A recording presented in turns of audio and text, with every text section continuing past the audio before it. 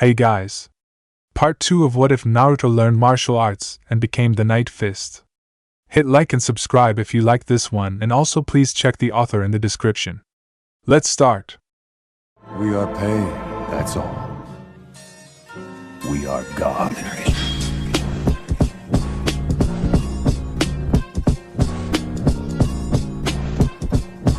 Chapter 5. Ragnarok's Hideout. It was roughly 6 hours since Fenrir and Hermit's encounter with Kenichi Shirahama, who Fenrir soundly defeated. His along with Valkyrie's and Hermit's actions had raised a great amount of tension among the fists. Now they had gathered to discuss said events. Odin stood on a walkway above the other fists, looking down on them with an unreadable expression. His eyes quickly turned to the 3 fists in question who had remained silent. With a slight sigh he closed his eyes in irritation. Let's get this over with, shall we? Now Valkyrie, from what I understand you were planning to attack Mio Furingi along with your gang, am I correct? The 8th fist averted her eyes before nodding slightly. Odin's eyes opened at her response before he turned his back to her. Then, if I remember, you were confronted by the leader of the Shinpaku Alliance who, according to Fenrir, you attacked quite violently.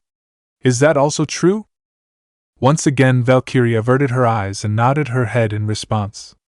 Whilst Odin mused over her response, the other fists, mainly Loki, decided to add their points of view. Man, Valkyrie, what happened? Couldn't take losing to that Furingi girl, so you decided to take matters into your own hands? Once more, you didn't even get the chance to fight her. Now that I think about it, it's kinda funny, hee. Loki lightly chuckled at the 8th fist, earning a glare. Freya narrowed her eyes at Loki's humor but turned her attention to her former apprentice. Valkyrie, why did you even feel the need to attack that girl in the first place?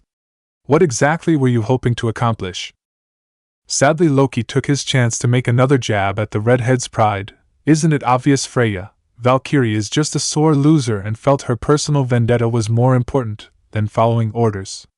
If you ask me, that makes one question both hers and Hermit's loyalty.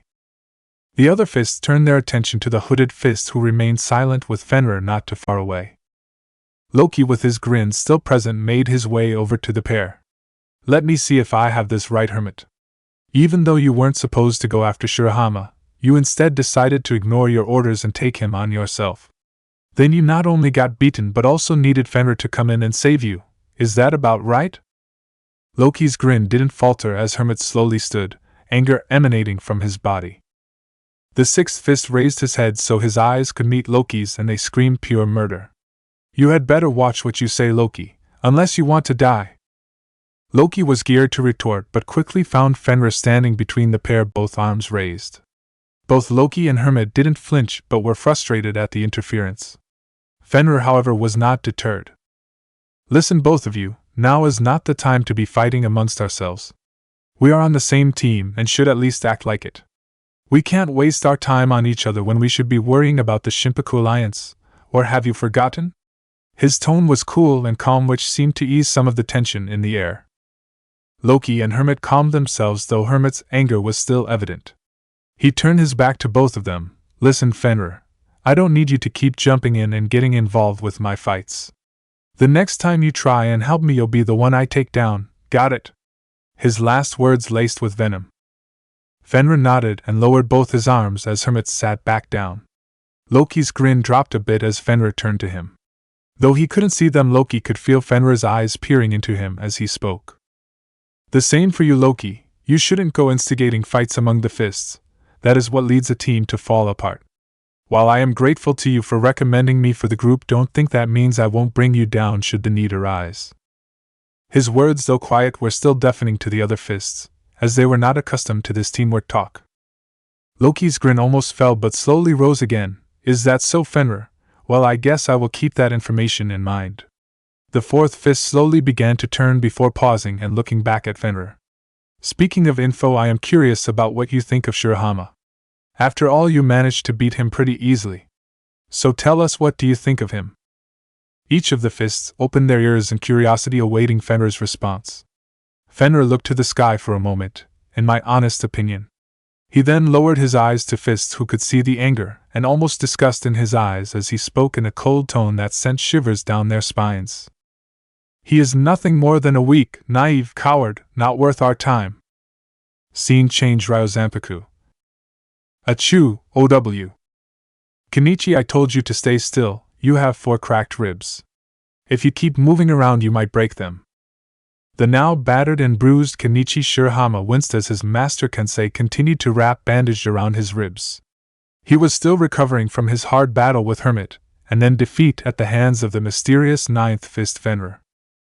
All the while his other masters and Neo were gathered closely around him with looks of worry, fright, and even anger. Kenichi, however, paid them little mind as he continued to muse over the threat Fenrir had given him while glaring at him with those cold blue eyes. It still echoed in his mind like a broken record that wouldn't stop playing. Keep this in mind, Kenichi Shirahama. There is no way I will let you shame my teammates' names with your cowardly attitude or harm them at all. Unless you have the guts to stand and fight, stay out of our way or next time you won't walk away. Kenichi couldn't help but feel fear at the cold seriousness of those words and the pain that came with them. That Fenrir guy was serious about everything he said. If I even go near Ragnarok again, who knows what he'll do to me? Damn it, what do I do? He clutched his head in anger, trying to think of a solution to his dilemma. He would have continued until he felt a soft hand on his shoulder. The injured disciple turned to find Neo looking at him with a comforting face. Are you all right, Kenichi? Something bothering you? Despite his fear, Kenichi managed to form a small smile on his face. He looked at his masters as well, who held similar expression, which helped lessen his feelings of fear. Kenichi took a slight breath before looking back at them. Sorry about that, I was just thinking about what the Ninth Fist said to me. The masters and Neo's faces hardened at the mention of Kenichi's attacker. Once he had been thrown into the arms of his karate master, Kenichi practically had to glue himself to Sakaki's leg to keep from chasing after the fists.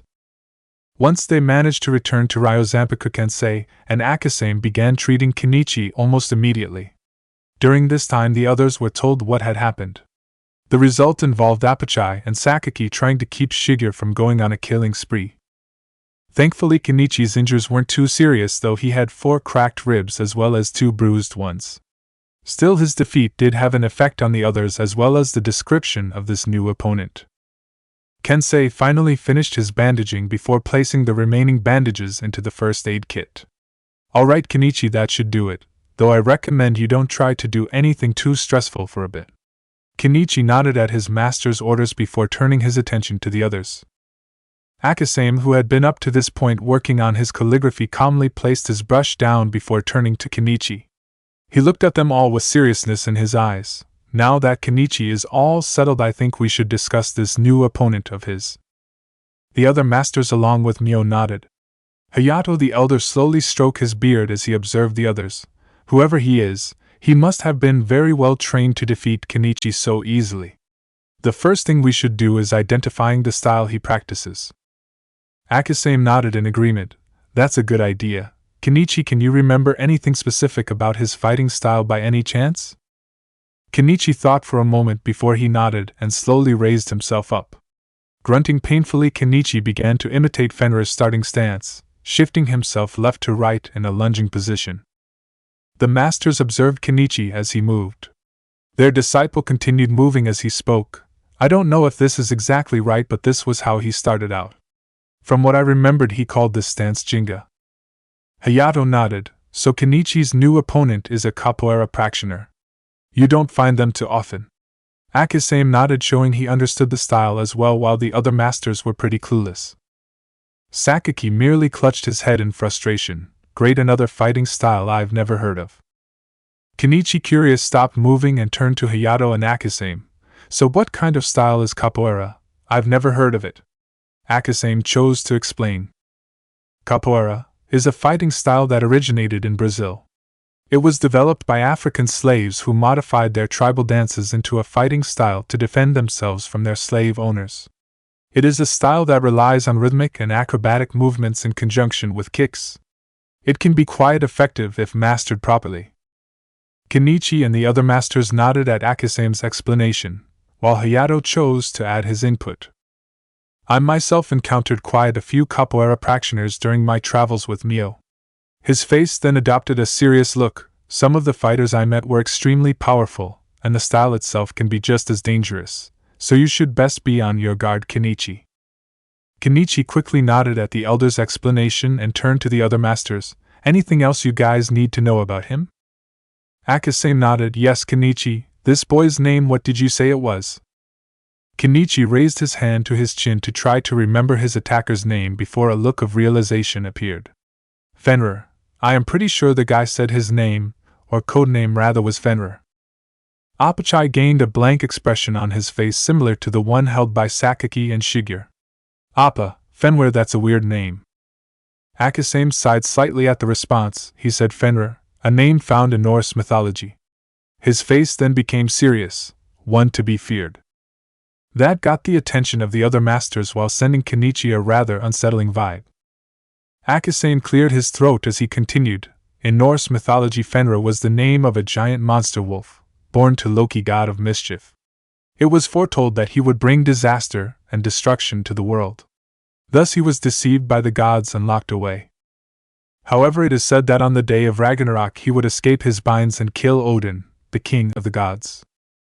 There was a stilled silence in the room at this rather morbid story, which wasn't doing much to help Kenichi, who was now shaking like a leaf. The thoughts in his mind were no better. A guy named after a monster that was supposed to kill gods and bring the world to the end. Oh man, I'm screwed. Seeing his disciples' distress, Akasame quickly adopted a more light-hearted expression. There is no need to get too worked up, Kenichi. After all, this is just some kid using the name. It's not like he is some beast of destruction, right? Kenichi seemed to relax slightly at the response, however. I am not so sure we can rule that out. All eyes darted towards Kensei, who was sitting with a serious look on his face.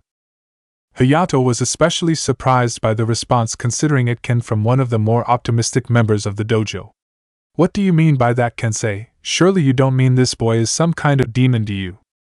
The Kenpo master shook his head slightly in response. No, not that exactly, more that he is far more dangerous than we seem to think.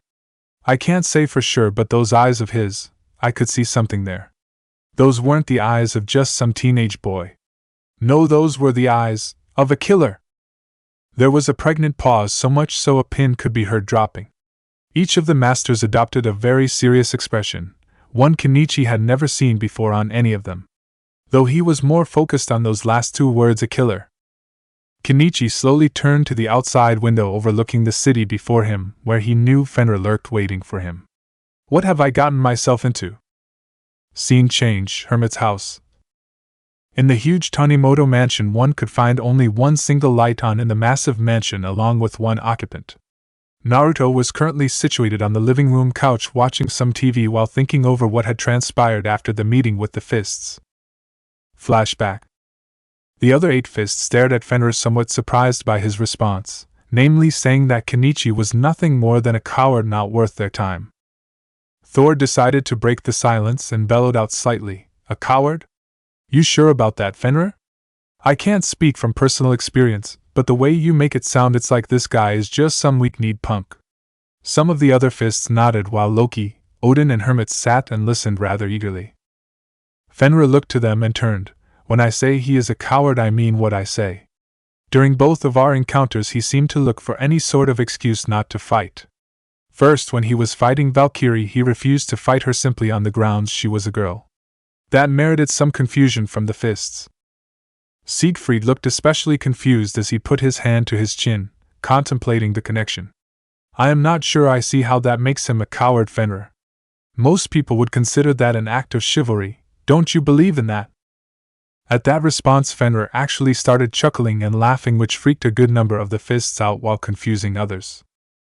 Siegfried looked slightly discouraged at the laughter. Did I say something funny by chance? Fenrir finally managed to stop laugh and cleared his throat out before turning to Siegfried. No, not exactly. You see, where I came from, some of the toughest people I knew were women, and if I pulled any of that chivalry crap, they would have beaten the shit out of me. That remark got Freya's and Valkyrie's attention, so much so Valkyrie actually broke out a smile. Huh, sound like my kind of girls. Freya simply nodded while smirking. Fenrir then looked up. Those girls all trained really hard and put themselves through hell to get where they were. Each one dedicated their lives to becoming great fighters, so to refuse to fight them just cause of their gender is the same as spitting on their hard work. Not to mention cowardly, since most people I know who pull that either think they'll hurt the girl or get their egos bruised. Either way, it's a cowardly ass reason not to fight, and an insult no matter how you look at it. Those last words came out of Fenrir with serious anger.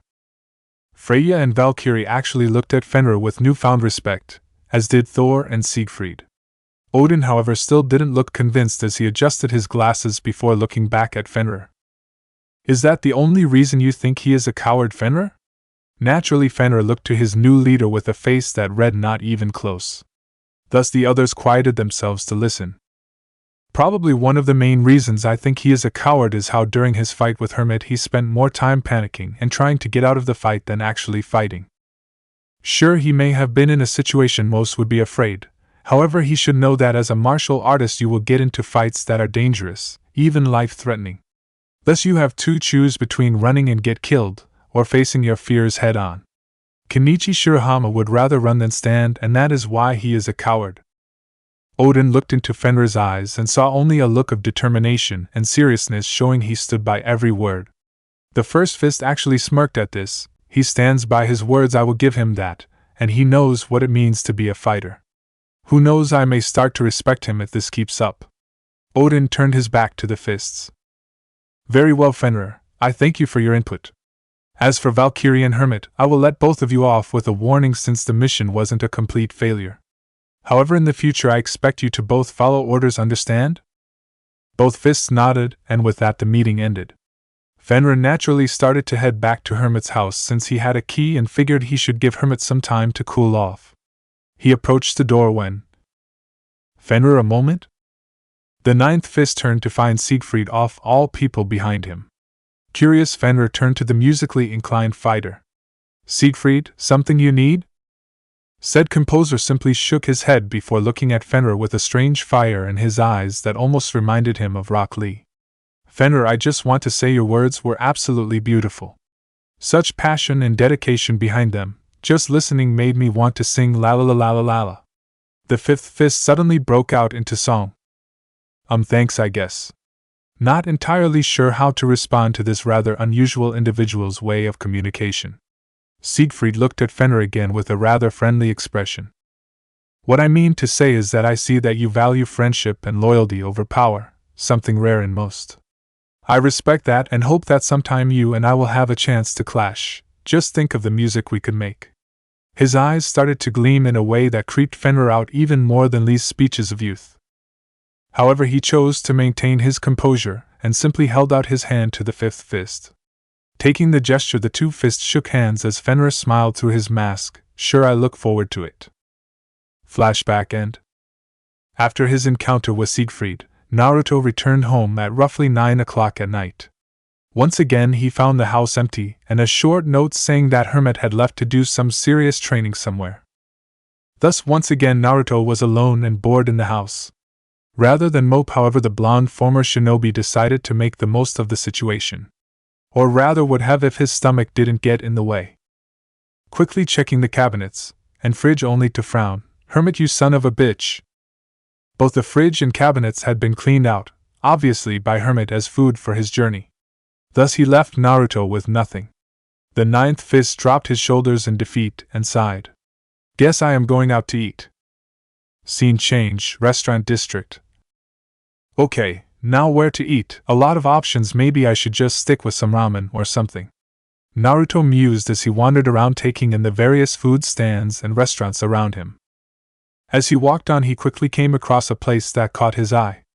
It was an interesting design with red pillars in the front and a Chinese tile roof.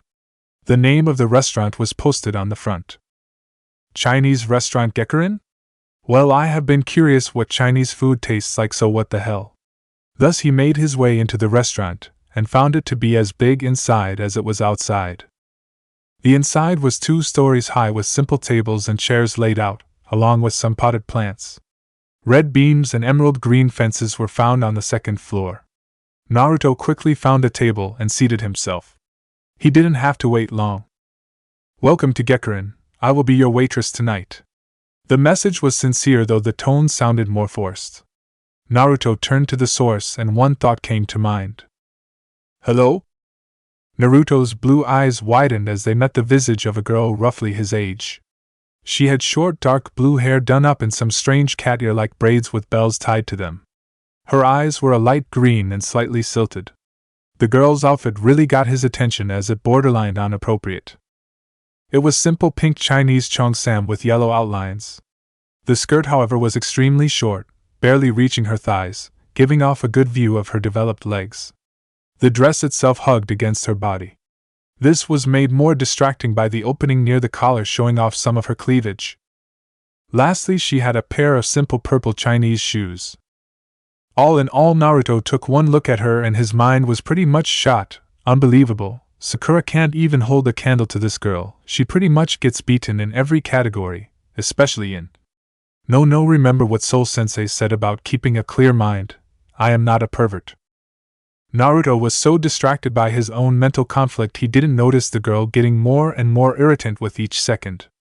The silence was brought to a halt with a resounding smack. Ow! Naruto was thrown out of his mind with a sharp strike to the head courtesy of the girl he had been staring at. He quickly looked up and saw she was obviously angry. She looked at him with anger and annoyance as she spoke. Look, pal, in case you haven't noticed, I have other people to seat, so unless you plan to order something, get out of here. The girl then placed both hands on her hips, waiting for a response. Now, if Naruto had been like he used to be, he would have blown his top and acted like an idiot. However, his training with Soul had done more than improved his fighting skills. Thus he was able to remain composed as he lightly rubbed the spot he was struck before turning to glare at the girl, though she seemed unfazed. Was that really necessary, or are you so impatient that you can't give me at least a few seconds to think before smacking me upside the head? This only served to anger the girl, who got right up in his face. Well, maybe if you didn't take 6 hours to think, I wouldn't have smacked you. I guess you're probably not that smart if people have to hit you to get your attention. That last part she said with a smirk, which only served to irritate Naruto more. Once again, however, Naruto kept his composure and simply sighed at the girl. Do you really think you're the best person to criticize others? After all, you must have shortest temper of anyone if you get this easily worked up over something so minor. The two continued to glare at each other, earning the attention of several other occupants, though most were laughing rather than worrying. The fighting would have continued until a voice rang out. Now, Ranka, if you want to get into an argument with your boyfriend, that's fine. However, try not to do it when you are on the clock. Both eyes quickly turned to a rather old and bald Chinese man with a long gray-blue beard. His outfit consisted of a simple light blue Chinese robe with an orange symbol in the front. The strange thing about him was a pair of glasses with odd spirals over both eyes. However, Naruto didn't have time to question him, as the now named Ranka quickly thrust her finger into Naruto's face and shouted to the high heavens, Master Hakabi, this jerk is not nor ever will be my boyfriend. Naruto simply averted his eyes and turned his head away from the girl before sending out his own retort. Like I would ever want such an impatient hothead as a girlfriend either. Ranka quickly turned to him and prepared to resume her shouting match, only for Master Hakabi to pull her back before bowing to Naruto. 1,000 pardons for my employee's rude behavior. She has a bit of a temper but is normally a very sweet girl. Ranka puffed her cheeks as she pouted while Hakabi bowed. Naruto quickly sighed and raised his arms. It's okay, no harm, no foul. But if I could order some food, that would be nice. Hakabi nodded and smiled before handing Naruto a menu. He quickly ordered a simple bowl of noodles and dumplings before waiting for his order to come through. After about 20 minutes, Ranka appeared back with his food in tow and a sour look on her face. She approached him slowly but averted her eyes from him. Alright, look, I am sorry I called you stupid and hit you, so here is your food. The food was placed on the table and Naruto gained a short smile. It's no problem. To be honest, I am pretty used to people calling me stupid and hitting me over the head. Also, sorry about the whole calling you a hothead thing, I was a little out of line. Ranka paused for a moment before getting a smile of her own. It's okay. By the way, I forgot to introduce myself properly. My name is Ranka, Ranka-ma. Naruto's small smile grew as he spoke. Pleasure to properly meet you, Ranka. You can call me Naruto, Naruto Uzumaki. So I am guessing this means we can call a truce on the whole arguing thing? Ranka continued to smile as she nodded. Sure, true. All of a sudden the doors to the restaurant were kicked in and 6 men walked in. 5 of them were dressed in typical street clothes while the obvious leader was clad in a fancy white suit. Naruto looked upon the group and sighed while he noticed Ranka showing obvious signs of anger. "I take it you know those guys from somewhere?" he asked curiously. Ranka nodded while clenching her fists. "Yeah, they're members of the Chinese mafia that control the south end of the district. Recently they have been muscling in on the nearby buildings. Now it looks like they want to do the same here, huh? Well, not if I have anything to say about it." The blue-haired girls proceeded to advance on the gangsters with a determined look in her eye. Naruto could tell just by looking at Ranka she was a skilled fighter while the thugs weren't. Normally the outcome would be obvious, yet Naruto kept his guard up just in case. "Man, pretty nice place around here, pity we gotta wreck it," the leader chuckled while smoking a cigarette.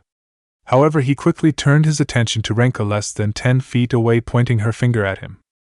"Listen, buddy, just for the record, smoking isn't allowed in this establishment, and the same goes for trash like you. So get out before I throw you out." Her voice boomed across the room and caused all eyes to turn on her. Naruto actually chuckled at her forwardness. "Kinda of reminds me of how I was during my years as a genin." Sadly, the thugs weren't fazed by her tough talk and simply laughed her off. 2 of the thugs actually walked over to her. One of them had a perverted look on his face as he approached. "You got some big talk for a little girl, but this is an adult matter that doesn't concern you, so back off." He finished by placing his hand on her shoulder. That response got him a high kick to the chin, sending him into the air and on one of the tables, thus sending the food off the table and onto his face. "You little bitch!"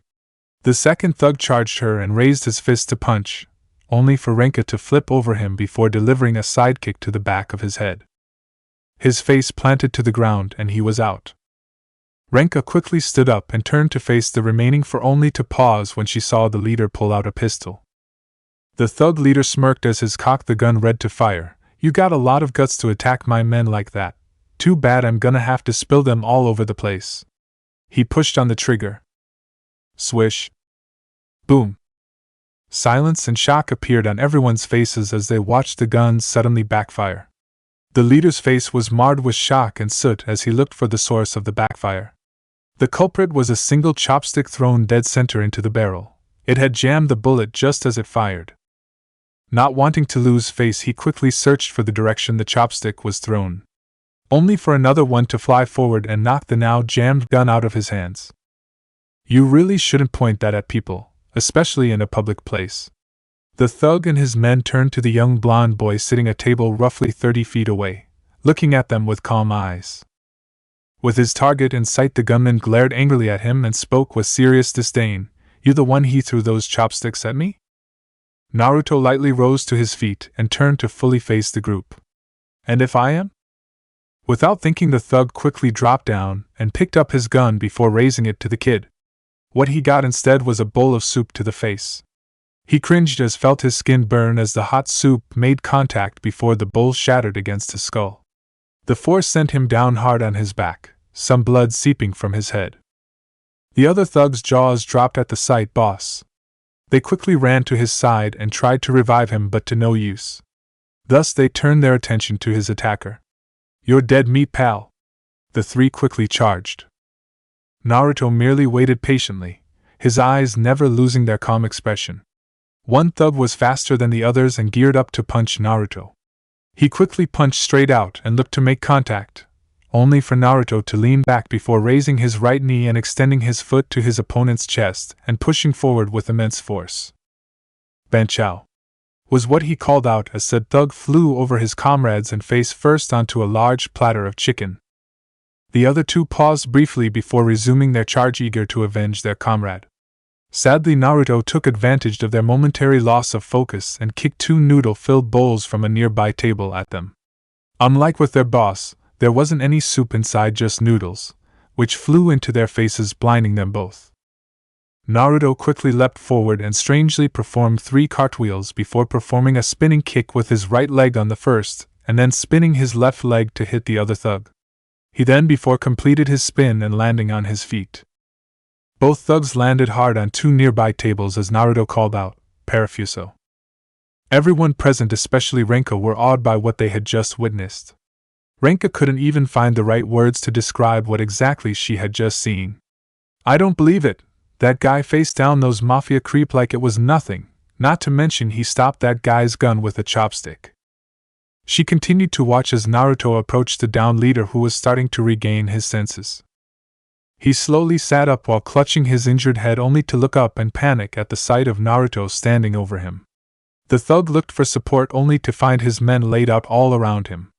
Thus he quickly returned to looking at Naruto and trying to put on a brave face. "Listen here, punk, you think you can just beat us up and get away with it? Don't you know who I am, who I'm with?" He expected Naruto to panic at the thought. Instead, Naruto simply turned to a nearby table and placing his foot underneath it. He never turned his eyes away as he raised both his leg and the table. "I don't know nor care who you are with. All I know is you're some piece of street trash that thinks he can bully whoever he wants. Well, let me tell you something, pal. If I so much as hear that you show your face around here again." Naruto's leg tossed the table into the air before he performing an armada and shattering it with a single strike, freighting the goon. "That's what will happen to you, understand?" Anime tears were running down said thug's face as he nodded repeatedly before getting up and gathering up his goons. They quickly took off out the door, leaving a trail of dust in their wake. Naruto lightly dusted himself off before turning to the odd faces of the patrons of the restaurant along with Ranka, though Hakabi was simply smiling at the boy. It didn't take long before the people broke into applause for Naruto's actions, causing him to blush in embracement. However, he quickly lost his sense thanks to an axe kick to the head. Curiosity of Ranka for was standing behind him, arms crossed. "Ow, geez, Ranka, what the hell?"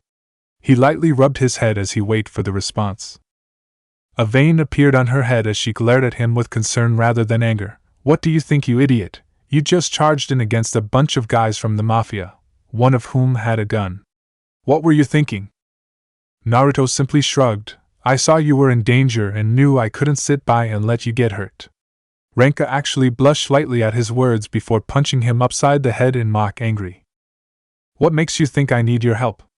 I am fine on my own. You better not think I'm one of those weak girls who needs a guy to bail them out all the time." Hakabi watched in amusement as the two teens continued. However, after he took a quick look around at the restaurant, he quickly cleared his throat, getting the others' attention.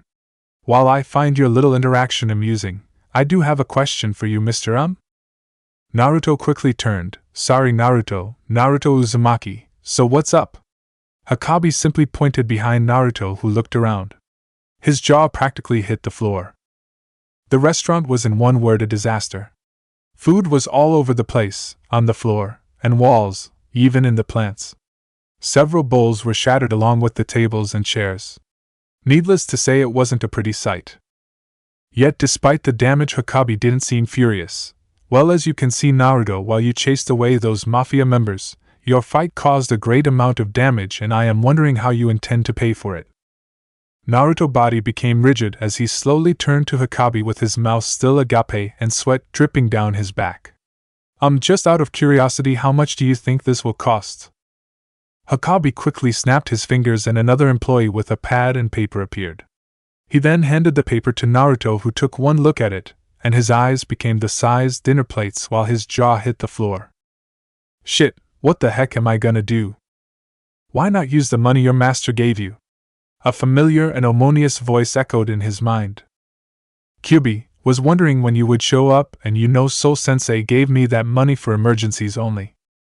"And what exactly does this qualify as?" "Look at that amount, how else are you going to pay that?" Before Naruto could continue, Hakabi shook him out of his daze. "Well, Naruto, if you don't have the money, then I guess you will just have to work here till you pay it off." His eyes gained an odd gleam as he spoke those words. Ranka also seemed slightly happy at the prospect. Naruto paused for a minute. "Work here? Well, maybe, considering I don't have much else to do and it would get me out of the house." Naruto turned to Hakabi and raised his hand. "Sure, why not? It could be a lot of fun." He finished with a smirk on his face, as did Hakabi and Ranka, though Hakabi's seemed more like a victory smile. "That's wonderful. Now why don't you start by helping Ranka clean up this mess?" Naruto looked a little upset at the idea but saw no point in arguing and started working with Ranka to clean up the disaster area. Hakabi turned and slowly made his way back to his office. As he made his way, the employee who gave Naruto the bill approached him with a curious look. Master Hakabi, not to question you, but why did you have me write the bill total so high? Surely it couldn't cost that much money." Hakabi started to chuckle at the question before looking over at Ranka and Naruto, who were busy cleaning, watching Ranka yell at Naruto for causing so much damage. Yet he could see she wasn't so much angry as she was happy, something she hadn't been in quite a while. He continued to chuckle as he watched the two. "Let's just say I have a feeling that boy could be good for this place." He turned his back to the others and walked away, leaving the two teens alone. Ninth Fist End. Okay, now I know what you are thinking. However, I had this idea for the two for a while and needed to go with it. Plus, Ranka seems the best choice for the pairing, but I hope this won't deter you from reading and reviewing. You can still vote, though I am pretty sure who the winner will be, so sorry. However, if you aren't satisfied, you can always try your hand at writing your own HSDX Naruto crossover. Just keep that in mind. FAQ: frequently asked questions. Need to take care of this now. Naruto warming up to Ragnarok too quickly. Naruto is not necessarily friends with them, more that he understands loyalty, and will help them if necessary. It's not that he trusts them wholeheartedly, but more that he can't just abandon his teammates if they need him. Ragnarok liking Naruto too quickly. Once again, they don't really like he so much that they slightly respect him both for his skills and his loyalty. They aren't used to having those kinds of characteristics in a member, and it's having an effect on them. Just want to point that out. Moves list. Benchao, a very typical capoeira kick where one lifts their leg and extend it outward, then push against their enemy with their foot. The key is to lean back and extend your hips to push your enemy back instead of simply kicking them. Parafuso, a supplementary technique for the armada kick. Once you kick your opponent with the armada, you leap up and rotate your other leg to strike your opponent. You then finish the spin completely rotating your body before landing on your feet. I would have more but can't think of any questions at this point. However, like before, I have another omake before I sign off, so please enjoy. Special omake. Title: Catastrophe. Naruto had just returned from Freya's home after his little encounter with Freya the previous night. Needless to say, it was very awkward for him and decided to move out. Loki was there waiting for him, laughing lightly at his comrade's misfortune. "What's the matter, Fenrir? Didn't enjoy that little midnight surprise you got?" Fenrir glared at the fourth fist humor and simply said, "Bite me?" Loki laughed again. "Sorry about that, Fenrir. Didn't think that was important info. Anyway, I have good news. Valkyrie finally swallowed her pride and agreed to take you. Of course, you have to move out the second something else opens up." Naruto, however, wasn't convinced. "Anything special I should know about her?" Loki simply smirked. "Nothing too extreme with her, just she has what some would consider an unhealthy addiction to cats. Otherwise, she's totally normal." Naruto was slightly edgy to accept. "What the hell? What's the worst that could happen?" Valkyrie's apartment. "All right, you sleep on the couch, so put your crap there and stay away from my room, got it?" Valkyrie watched as Fenrir nodded before pulling his hood down and taking his face mask off. At that point, Valkyrie froze as she stared at the marks on his cheeks. At that point, Naruto felt an uneasy feeling inside. "Kitty!" Naruto quickly turned to find Valkyrie slowly edging towards him with a maniacal grin on her face. "Me and my big mouth." 3 days later, Loki showed up at Valkyrie's apartment, seeing at how neither she nor Fenrir had been seen for the last 3 days. Wonder what the heck those two are up to.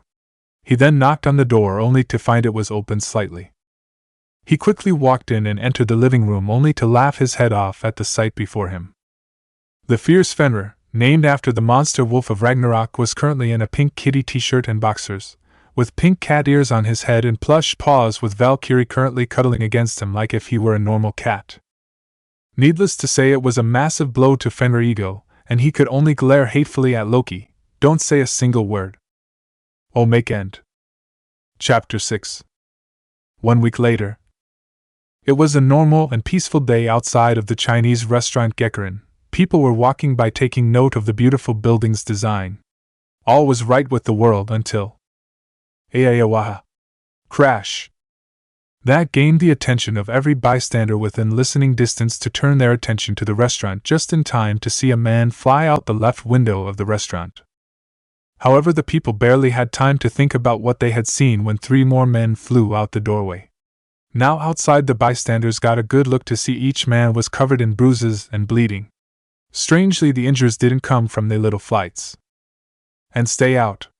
They quickly turned their attention to the voice to find a young 16-year-old blonde with blue eyes and whisker marks standing in the doorway. He wore a simple white t-shirt, blue jeans, black and blue sneakers, and a white apron. They watched as the boy glared at the fallen men with great anger as they cowered at his feet. He then spoke with a chilling voice, "Get out of here!" The men got the message and got up before running like the wind. Once they were out of sight, the boy let out a sigh before scratching his head in annoyance. He quickly took note of the many eyes staring at him, and the spectacle. "I'm sorry you had to see that, folks. Just go on and pretend it didn't happen, okay?"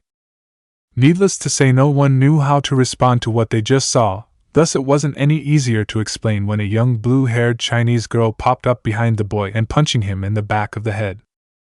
"Damn it, Naruto, can't you go 1 hour without breaking something?" The girl huffed at the blonde who was holding his head in pain before he turned to her. "Sorry, Ranka, but what was I supposed to do? Let them wreck the place?" That response earned him a punch right in the face while Ranka had steam coming out of her ears. Naruto looked at her sourly before she pointed to the restaurant in frustration. "Wreck the place? Look at it, you're the one doing the wrecking around here." Sadly, it was true. If one looked through the broken window and smashed in doors, they would find what would be considered a war zone. Tables and chairs shattered, food flung in all directions, plates and silverware bent, broken, and the like. It wasn't pretty. Naruto could only huff at the accusation and turned his head. "At least I chased those mafia guys away, so I broke a few things. At least they're gone right." Ranka's face turned red at his rather blunt answer, and was prepared to go supernova on him, but managed to calm herself. Truth was, she had to agree with him to some extent. It had been a week since Naruto had started working at Gekurin, and it had been rather interesting to say the least. Due to his limited cooking experience, he spent most of his time washing and collecting dishes and plates. He got the job done quickly enough, however it seemed like his real job was acting as Gekurin's bouncer. Since the incident with the mafia, more goons from other gangs had been coming to the restaurant to get revenge. Sadly, they were met with the same result, and like before, the restaurant was destroyed as well. Thus, while Naruto's bill continued to grow, the area's crime rate shrunk. Despite his destructive shortcomings, Naruto was still a good worker, and Ranka enjoyed having him around, though his cool and somewhat reserved attitude bugged her at times.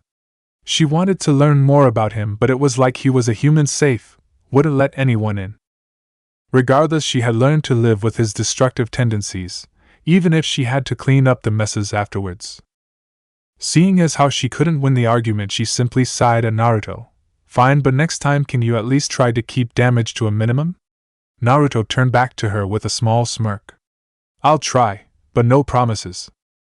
That perked Ranka up as the two re-entered the restaurant and began cleaning again. "Geez, Naruto, you think next time you can avoid breaking all the tables in the place?" Naruto turned to face a young man roughly 20 in a waiter's uniform with shoulder-length black hair and sunglasses.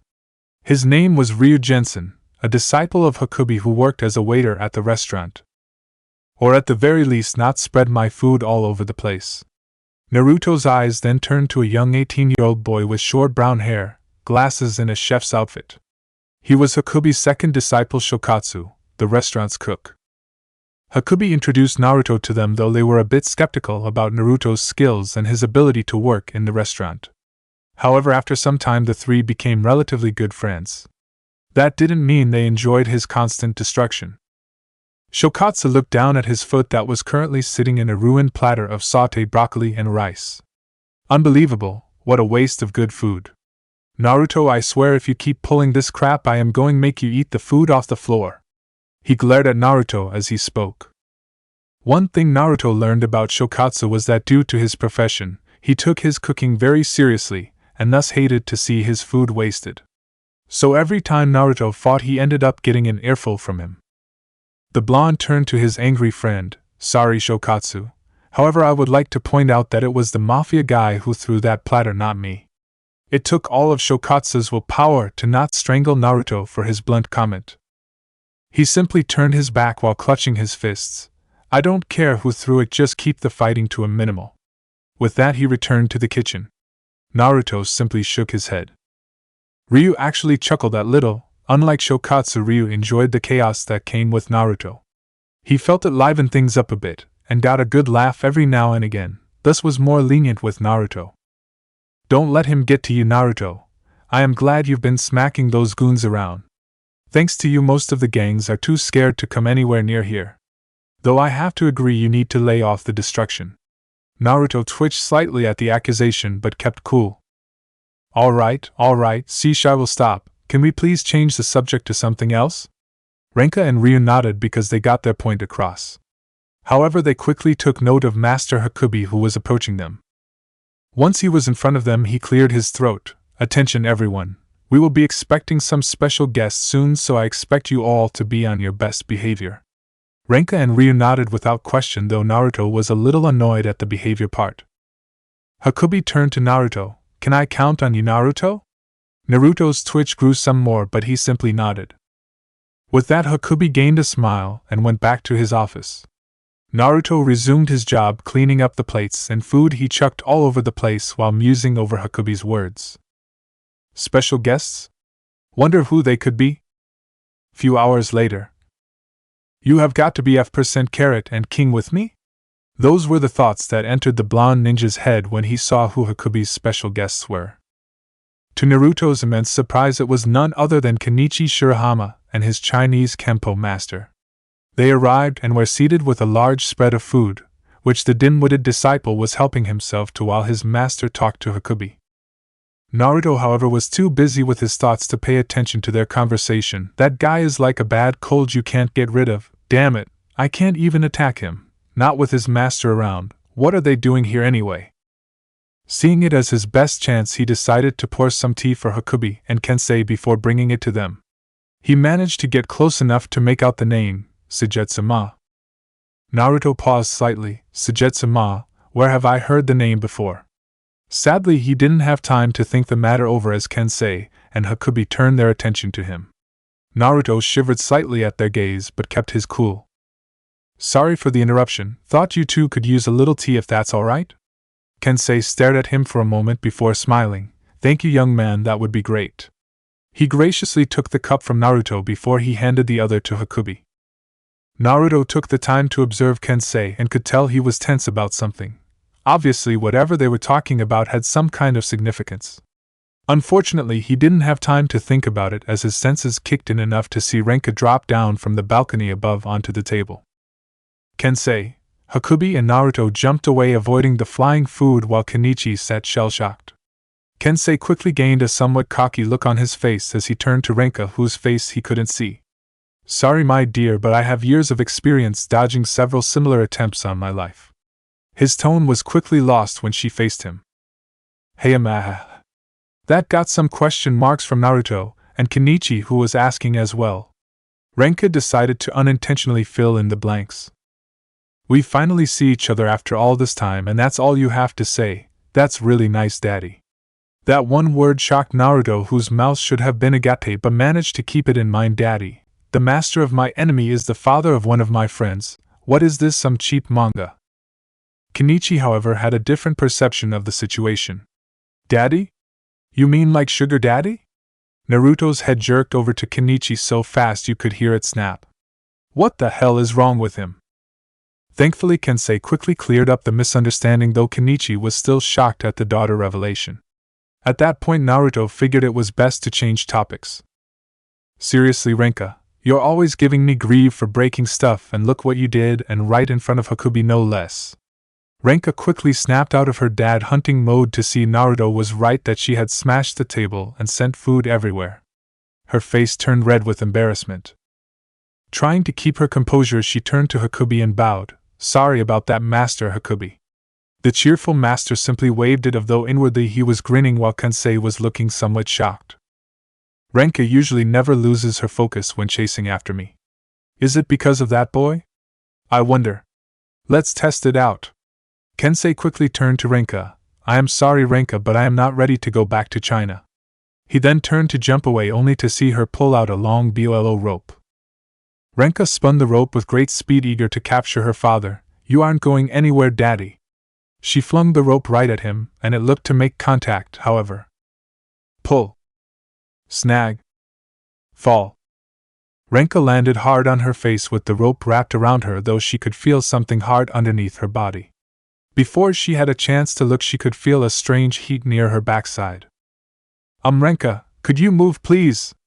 Ranka's face turned red at the realization that she was currently hog-tied to Naruto with his face near her rear. Apparently, just as the rope was about to make contact, Kensei quickly pulled Naruto in the way before jumping away, thus resulting in the pair's current predicament. Ranka quickly started to panic. Sorry, Naruto, just give me a second. She stuttered slightly as she started to remove the rope. Naruto slowly nodded, trying not to move, his face cherry red. Granted, Naruto had been trained fight and deal with his anger. However, situations like this, Soul never got around to. Hakubi and Kensei both watched the scene with very amused looks on their faces. Kensei turned to Hakubi. He's certainly an interesting one. Normally Ranka would have just yelled or punched anyone else. Who is he?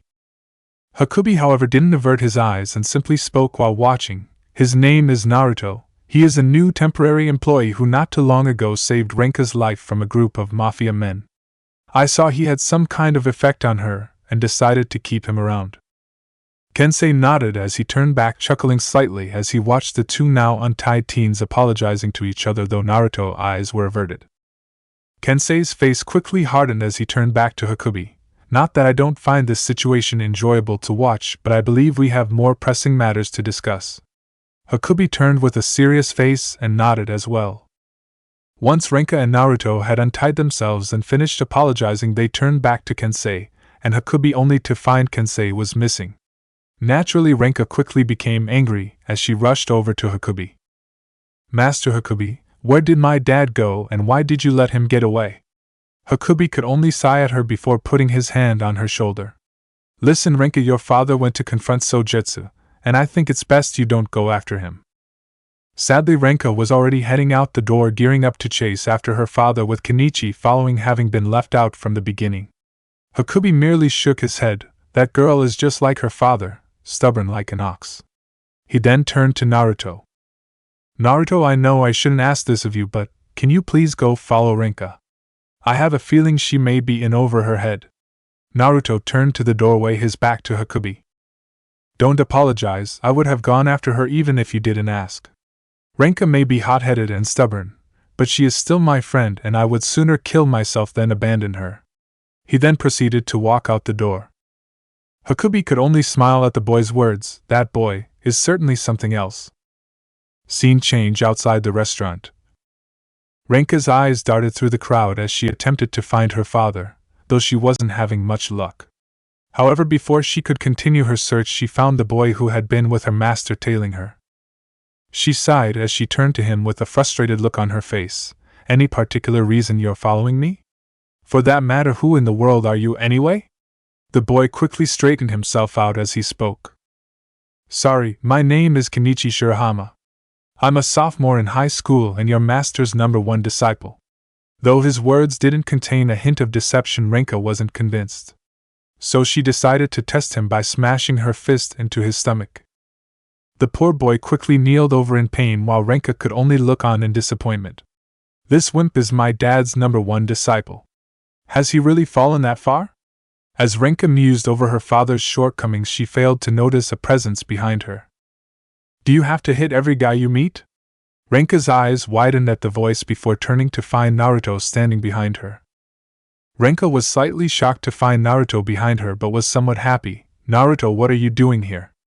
Naruto simply shrugged. Hakubi said I should keep an eye on you in case you'd get into trouble. Course I was planning to anyway. Ranka could actually feel herself smiling, knowing that Naruto would be very helpful in finding her father. However, before either could continue, Kenichi managed to steady himself, having recovered from Ranka's punch. Naruto's eyes narrowed at Kenichi, wishing the fallen disciple would leave. Unfortunately, that didn't seem to be the case. Well, that hurt a little, but I'm alright, though next time warn me when you're gonna do something like that. Ranka and Naruto could only stare at him. Is he serious? The pair thought simultaneously. They both sighed and proceeded to walk in the direction Ranka assumed her father had gone. Kenichi continued to follow.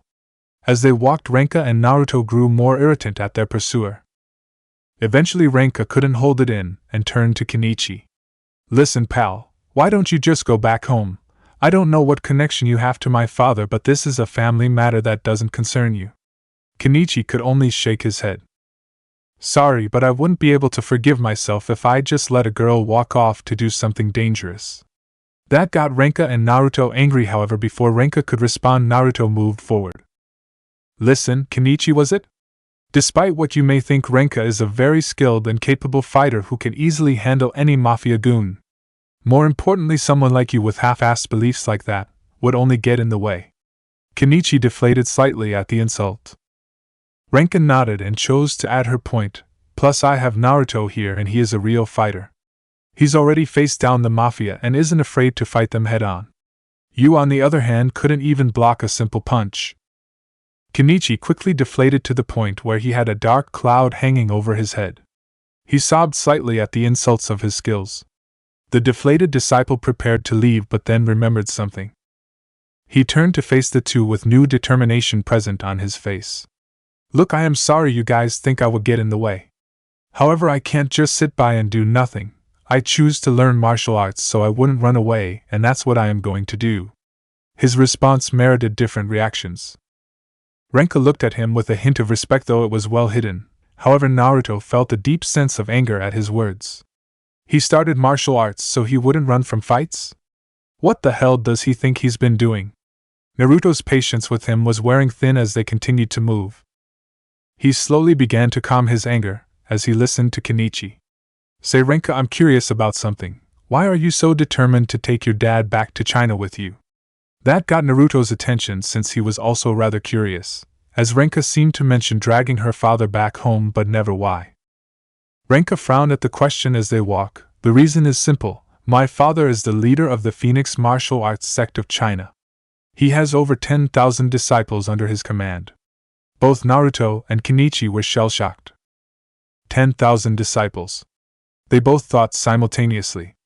Naruto quickly shook his shock off and turned to Ranka. If your dad has so many followers, then what the heck is he doing here in Japan? Ranka gained a somewhat downcast look on her face.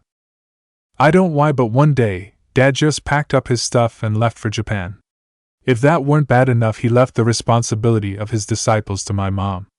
Kenichi didn't look too surprised while Naruto looked somewhat disgusted. Let me see if I have this right. Your dad for no reason at all leaves home and his 10,000 disciples, then to add insult to injury dumps the responsibility on his wife. No offense, Ranka, but your dad is a bit of an asshole. Oddly enough, both Ranka and Kenichi seemed to agree with him. Ranka paused briefly before she chuckled darkly and gained a sinister grin that made Kenichi cringe and Naruto sweat slightly. That's why I came here to Japan. Mama wants to give Daddy a serious piece of her mind, but she's too busy to chase him down. She continued to chuckle as they walked. Kenichi was sweating nervously as he looked on. She reminds me of my mom, the time Dad got her a shotgun as an anniversary present. He really shouldn't have given her the shells that came with it. He shivered at the memory. Naruto, on the other hand, had a blank look on his face as he looked at Ranka from behind. Mental note: don't piss off Ranka's mom. The trio continued onwards until finally they were outside of a 4-story office-like building. On the way, Ranka informed them of the situation. Apparently, Su Jitsu was the name of Ranka's uncle who had a strained relationship with her father. After getting kicked out of China for murder, he ended up working for the mafia but was planning on terminating his contract. Kensei went in to keep his brother from ripping the place apart, and Ranka, well, she planned to stop Su Jitsu herself. Naruto, of course, knew she was in over her head but wasn't about to stop her. This was just one of those lessons you need to learn the hard way. Didn't mean he wouldn't try to help. Once the three were at the door, Ranka didn't waste any time before kicking it down, thus gaining the attention of the roughly 20 guards in the immediate area. So much for stealth. Each of the goons reached for their weapons and started to advance. One member in a red shirt and jeans with a short mustache started to approach them with his knife drawn. Well, look at this, guys, a couple of cocky kids who went and got themselves lost. Looks like we need tea. He lost his voice before breaking out in a cold sweat and shaking all over. Almost immediately he dropped his knife before pointing at Naruto. I know you're that guy from Gekkourin. Several of the other guards took a better look at Naruto, and all started having similar reactions. Most of them dropped their weapons and ran for it. However, a few braver guys weren't ready to run, and instead charged the group head-on.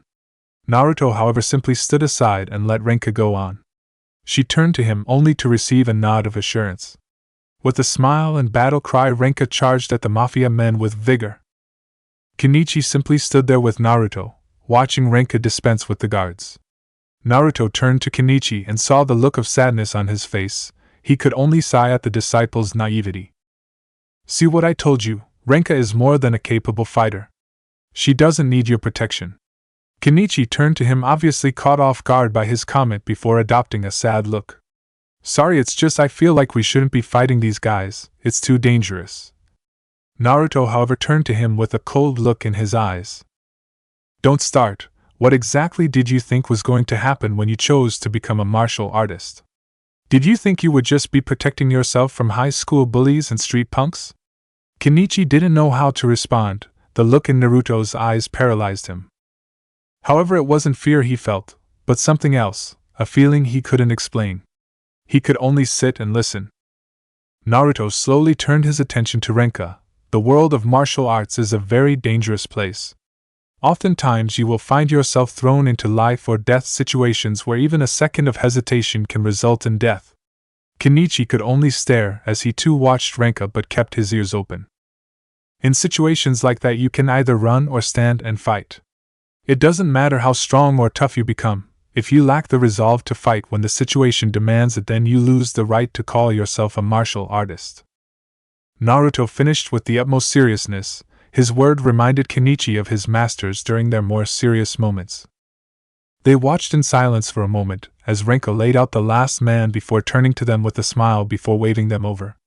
Naruto nodded and started to walk before pausing and turning to Kenichi. Unless you are prepared to fight for your life, go home. He turned and proceeded to walk forward. Kenichi could only stand there, his mind musing over the words Naruto had spoken. Have I really been fooling myself into thinking I knew what it meant to be a martial artist? Do I even have the resolve to fight? The young disciple continued to muse over those words till he remembered something the Sakai had said to him. When you're afraid, just train. When something doesn't feel right, just train. When you don't believe in yourself anymore, just train. The only thing that won't betray you is your training. Kenichi thought those words over before gaining a serious look and walking forward towards the elevator where Naruto and Ranka were waiting for him. He slowly entered and watched as the doors closed. He turned to Naruto. Maybe I don't know what it truly means to be martial artist, and maybe I am scared. However, I started down this path so I would stop running away, and that's what I am going to do. Naruto's eyes darted to Kenichi's face, and were mildly surprised to see his determined look. Guess my words might have helped him find his resolve, though odds are he still won't fight. He quickly shook himself from his thoughts as the door opened and they continued to walk out. It was quiet, eerily so. Naruto's senses were on high alert as he scanned the halls. Something isn't right. If Su Jitsu is here, then we should be hearing the sounds of fighting going on or something? They continued down a few more feet when Naruto paused. Ranka and Kenichi moved 2 more steps before turning. Ranka had a concerned look on her face as she spoke. Naruto, what's the matter? That's all she was able to get out before she and Kenichi were violently shoved backwards by Naruto. Mere moments later, the wall beside them exploded. Her eyes widened greatly. She and Kenichi had escaped the blast. Naruto, however, took the full force of it. Her mind slowed to a crawl as she watched her blonde-haired friend rocket to the opposite wall and crash against it. She cringed at the sound and watched in horror as the wall cracked under the impact. All was then still and silent as she watched him slide down the wall. Then he was motionless. The only movement she could see from him was a trickle of blood going down his head. She stood there shocked for a moment, unable to speak. Kenichi also found himself shocked at what had transpired. He turned to the smoking hole, then to Naruto, who now lay still. Ranka, however, quickly found her voice with tears leaking from her eyes as she ran forward. Naruto! She quickly rushed to his side, trying to shake him awake. All the while tears trailed down her face.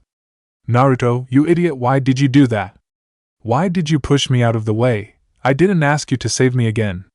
Her words remained unanswered. However, her focus quickly changed as she could hear footsteps emanating from the newly made hole.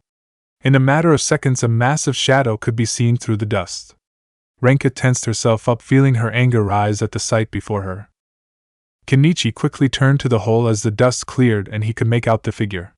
He could slowly feel his courage leave him at the figure. He was a mountain of a man, easily 7 feet tall, with thick, strong muscles. He wore a simple sleeveless open vest and dark brown pants and shoes. On his arms were nothing but 2 armbands wrapped around his wrists. As for his face, it was square-shaped with a thick but short beard that covered the lower half of his face. The top of his head was covered with short, shaggy brown hair. Lastly, he had a belt with what appeared to be a sake bottle tied to it. The giant man slowly looked at the area surrounding him before his piercing brown eyes fell on the group before him. He could only sigh before turning his attention to a large, muscular, bald man laid out not far away. That guy was their strongest fighter. How boring, was hoping for a decent fight. He slowly reached for his sake bottle, but stopped when he felt a trace of ki. He slowly raised his eyes to Ranka, who had let go of Naruto, and stood up, her eyes shadowed but her body shaking. Sujetsu-ma.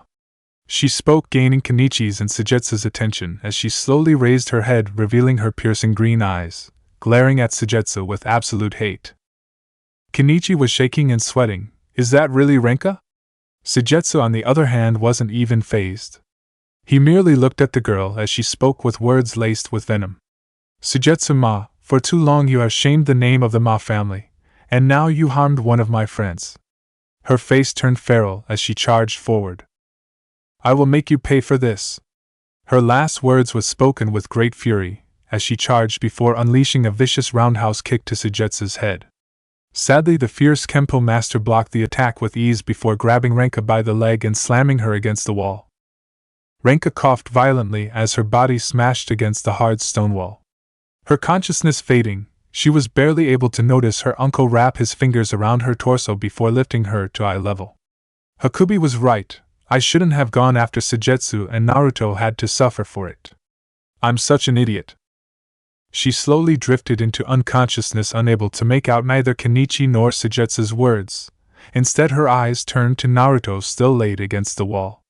With great difficulty she muttered out before her eyes closed, "Sorry I dragged you into this, Naruto." Sujetsu stared at the now unconscious Ranka for a moment before gearing to finish her off. Kenichi quickly regained his senses and called out to Sujetsu, "Please wait, she's your niece, you can't kill your own family, can you?" Sujetsu merely turned to Kenichi with a cold look, "Family or friend, it doesn't matter. I'll kill anyone who gets in my way." As he spoke those words, he tightened his grip on Ranka, who cringed in pain in his grasp.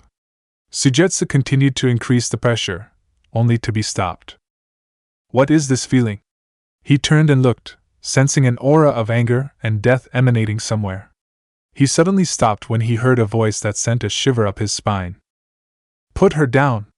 Sujetsu's eyes darted to Naruto, who was now standing. However, his once calm blue eyes now held a piercing look of hatred and rage. For an instant, Sujetsu actually felt afraid. He prepared to take a fighting stance, only to blink and see that Naruto was gone. Where'd he go? The Kempo master quickly looked down just to see Naruto drop to his hands and perform a powerful spin kick that smashed against his arm. The force behind the kick was incredible and caused Sujetsu to lose his grip. Before he could even react, Naruto jumped in front of Sujetsu before raising both legs up and kicking forward. The impact of the kick sent Sujetsu flying down the hallway till he crashed into the ending. Naruto quickly landed on his feet just in time to catch Ranka before she hit the ground. Ranka slowly opened her eyes, feeling a warm sensation around her. She looked up to find herself in the arms of Naruto, who was looking down the hall with a serious face.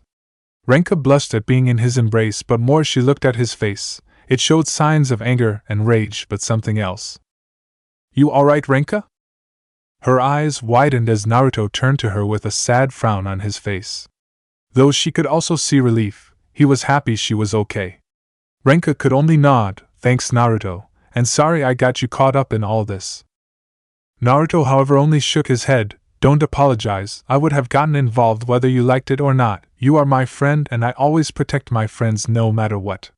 He looked defiant as he spoke those words and Ranka's blush increased tenfold. However, Naruto quickly adopted a more serious look. Ranka's eyes quickly darted to the end of the hallway to find Su Jitsu still standing, hardly a scratch on him. The giant slowly dusted himself off as he advanced on the three, directing his attention to Naruto, who slowly geared up to fight. Got to say, kid, you're not half bad, but you're still out of your league. Naruto glared at Su Jitsu before turning to Kenichi. Kenichi. The shocked disciple turned to Naruto. Protect Ranka. I'll take care of Su Jitsu. Ranka and Kenichi's eyes widened at his declaration, but they could only watch as Naruto slowly approached Su Jitsu. The two advanced till they were roughly 6 feet apart from each other. The air was thick with tension as all eyes waited. In the blink of an eye it began. Insert 7 Dust Enemy. This song kicks ass. Naruto reacted quickly. He dropped to his hands and spun towards Su Jitsu, lashing his right leg towards him, while using his left to balance. Su Jitsu simply stepped back to avoid the kick, only for Naruto to spin completely before rising up to his feet and using the momentum to unleash a second spin kick again with his left leg. This time Su Jitsu blocked the kick with his right arm. Naruto, thinking quickly, leapt up and rotated his right leg to administer another kick.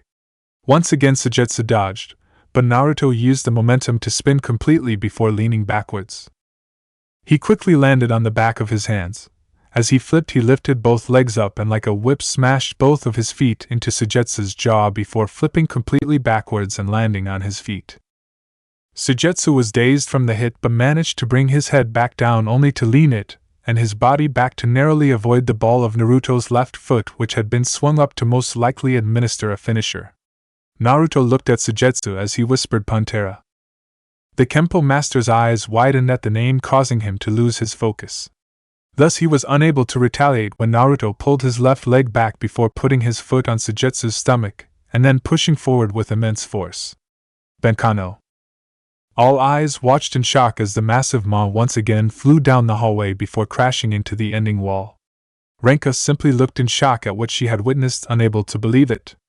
Incredible. I knew Naruto was strong, but he's actually holding his own against Uncle Su Jitsu. Kenichi, on the other hand, couldn't find the right words for the situation. So this is what Naruto meant by having resolve. He's fighting against a master and a murderer at that, yet he isn't even flinching. It's almost like I am watching one of the masters of Ryo Zanpaku. They continued to watch as Naruto stared down the hallway, ready to continue. Kid, you need to stop now.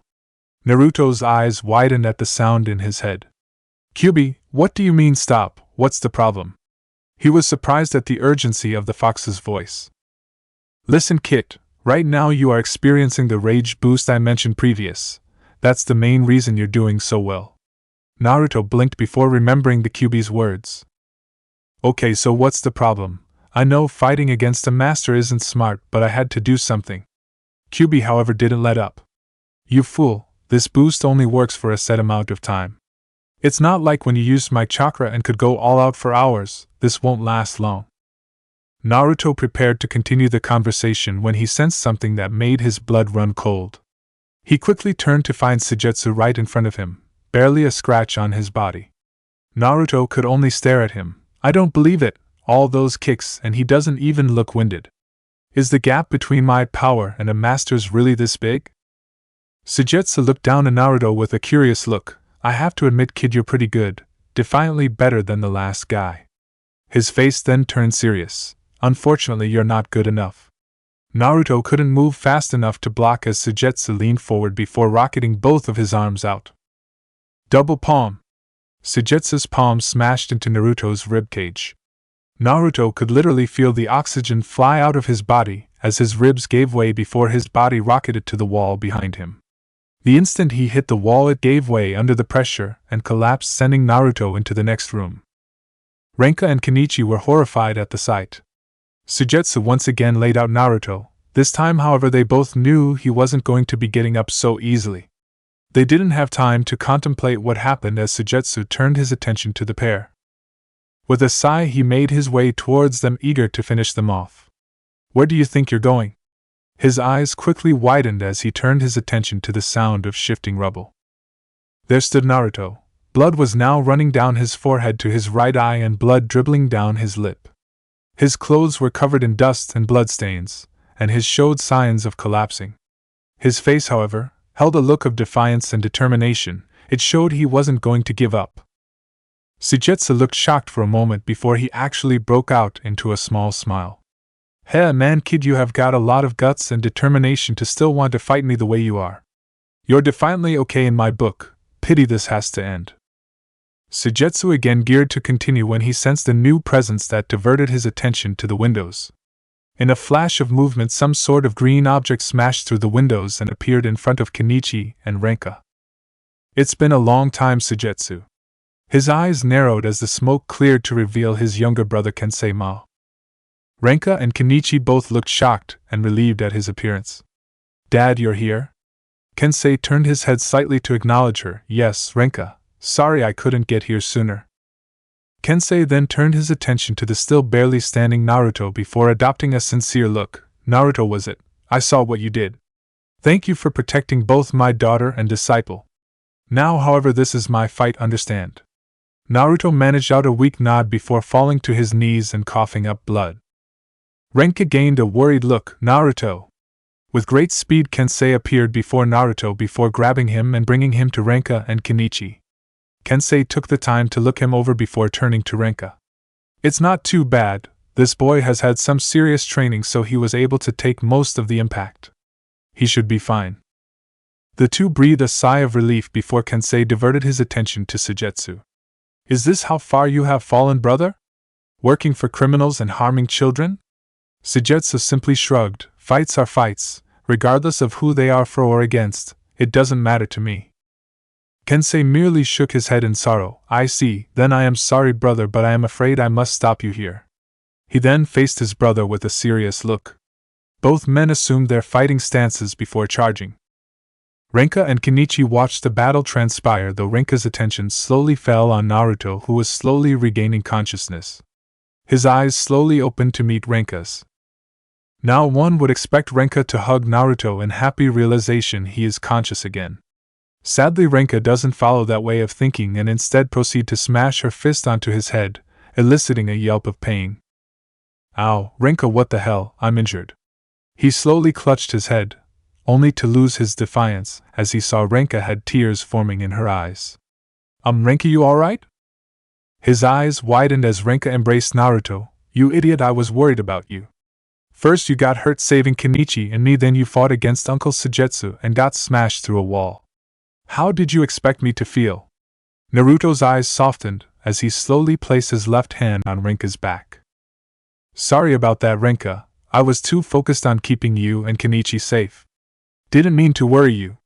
Ranka slowly looked up at Naruto before realizing she was still hugging him and jumped off.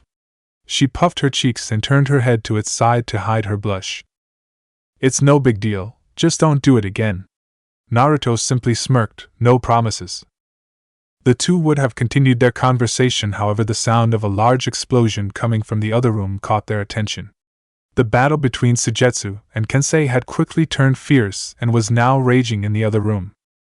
Naruto slowly and with some effort managed to stand up with Ranka not far behind, should he need support.